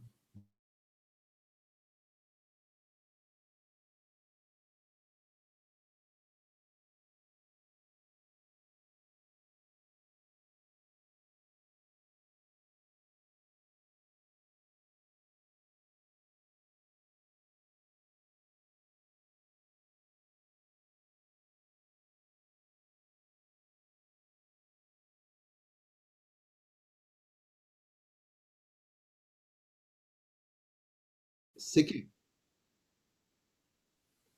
in other scenario, what if survey concluded on 1st January 21, an assessee has option on 1/1/2021 as per law, but could not file application due to reason beyond his control, which was taken back by virtue of amendment? How far this is legal? Okay, આ question એકદમ valid છે હાર્દિક સરનો. હાર્દિક સરનું એવું માનવું છે કે ભાઈ 1st ફેબ્રુઆરી સુધી તો સેટલમેન્ટ કમિશન ઓપન જ હતું. મારા ત્યાં 1st જાન્યુઆરીએ સર્વે થયો या search થઈ. I was allowed to. I was at that time when there was search at my place, I was allowed to go to settlement commission. And now you are saying that settlement commission is shut down and I am not able to go. How far it is legal? Obviously, we have to challenge the constitutional validity of closing the settlement commission by the Honorable the Finance Minister. And here Ravi Bhai says that Telangana High Court has given a favorable decision in this particular case that you can take your matter to the settlement commission, but ultimately it would be transferred to the interim board only rather than the settlement commission. If you are so willing to take up your matter for the settlement commission, already the validity is being challenged, and which is, I would say, Telangana has said that, right? So, my opinion, if it remains valid, it is valid, but ultimately it is going to be the interim board only rather than the normal settlement commission. Normal settlement sir sir by the finance minister. Yes, sir. પૂછી શકો question? હા બોલો ને, બિલકુલ. એટલે actually sir કેવું છે કે એપ્લિકેશન તો સાહેબ 20મી તારીખે જ કરી અમે, બરાબર, પ્રેક્ટિકલ કેસ છે, કરી છે 20મી તારીખે એ લોકોએ લીધી પણ ખરી, કારણ કે આ તેલંગાના હાઈકોર્ટનું જે ડિસિઝન હતું એટલે લીધી, બરાબર છે. Right sir. પણ હવે બસ ખાલી પેલો એક આપણો પ્રેક્ટિકલ ક્વેશ્ચન કે નોર્મલી આ લોકો આવી રીતના કાયદો બનાવી શકે કે મતલબ સમજો કે હું મતલબ 1લી તારીખે જ સાંજે ટ્રેનમાં બેઠો સેટલમેન્ટ કમિશનમાં અરજી કરવા માટે, બરાબર, અને સવારમાં તઈ જઈને મને એવું કહે છે કે આથી બંધ થઈ ગયું એમ, મતલબ ઇઝ ધીસ વેલિડ? જો તમે મને લીગલી પૂછો ને, હા, તો as Telangana high court has said, same વસ્તુ કદાચ તમે જે આર્ગ્યુ કરી રહ્યા છો, same argument might have been forwarded before Telangana High Court, obviously with number of other arguments, and that's the reason Telangana High Court has said that closing the settlement commission overnight is not valid, right? અને એટલે જ તમારી આ કદાચ application they have accepted. But હું બહુ clear છું કે એક્સેપ્ટ થયા પછી જે મેઇન સેટલમેન્ટ કમિશન હતું that they are not going to do anything. It has to be done through either interim board or it is going to be back to the learned AO. No. હાઈકોર્ટે direction આપ્યું દિલીપ માવાણીમાં, પરંતુ કોઈ order pass કર્યો. High court એવું નહીં કહે કે finance minister તમે આ સેટલમેન્ટ કમિશનને ફરીથી કોન્સ્ટિટ્યુટ કરો. In my opinion that is not.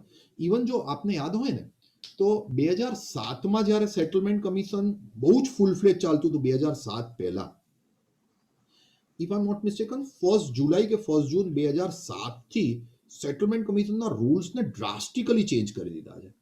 Drastically એટલે જે લિમિટ હતી ₹1,00,000 એડિશનલ ટેક્સની એ 10 લાખ કરી દીધી.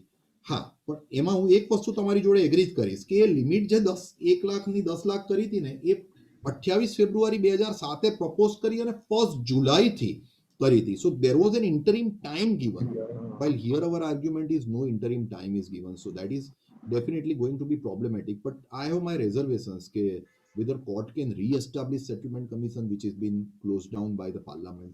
નહીં તો પછી deemed acceptance of application. Another thing is, વાંચું હું રવિભાઈ, sir, if instead of firm partner paid money to retiring partner and purchase his share by continuing partner, excess amount received by the retiring partner taxable in the hands of partner, no, don't worry, it won't be taxable in the hands of the partner, because as of today also મારું capital balance partnership માં 15 લાખ છે અને તમે એને 18 લાખ રૂપિયામાં લઈ લો તો મને 3 લાખ રૂપિયા ઉપર ટેક્સ કરવાનું હજુ આજના દિવસે કોઈ પ્રોવિઝન એક્ટમાં લાવ્યા નથી. પણ હિતેન્દ્રભાઈ સાહેબને હું એક રિક્વેસ્ટ કરીશ કે જો આ બીજી 2-4 જગ્યાએ હાઇલાઇટ થયું ને તો we can expect the notification very soon.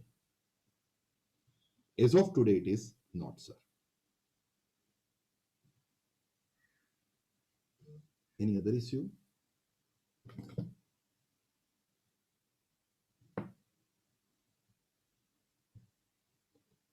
Ravi, over to you or Hiral bhai. Thank you, sir, for wonderful session and excellent presentation.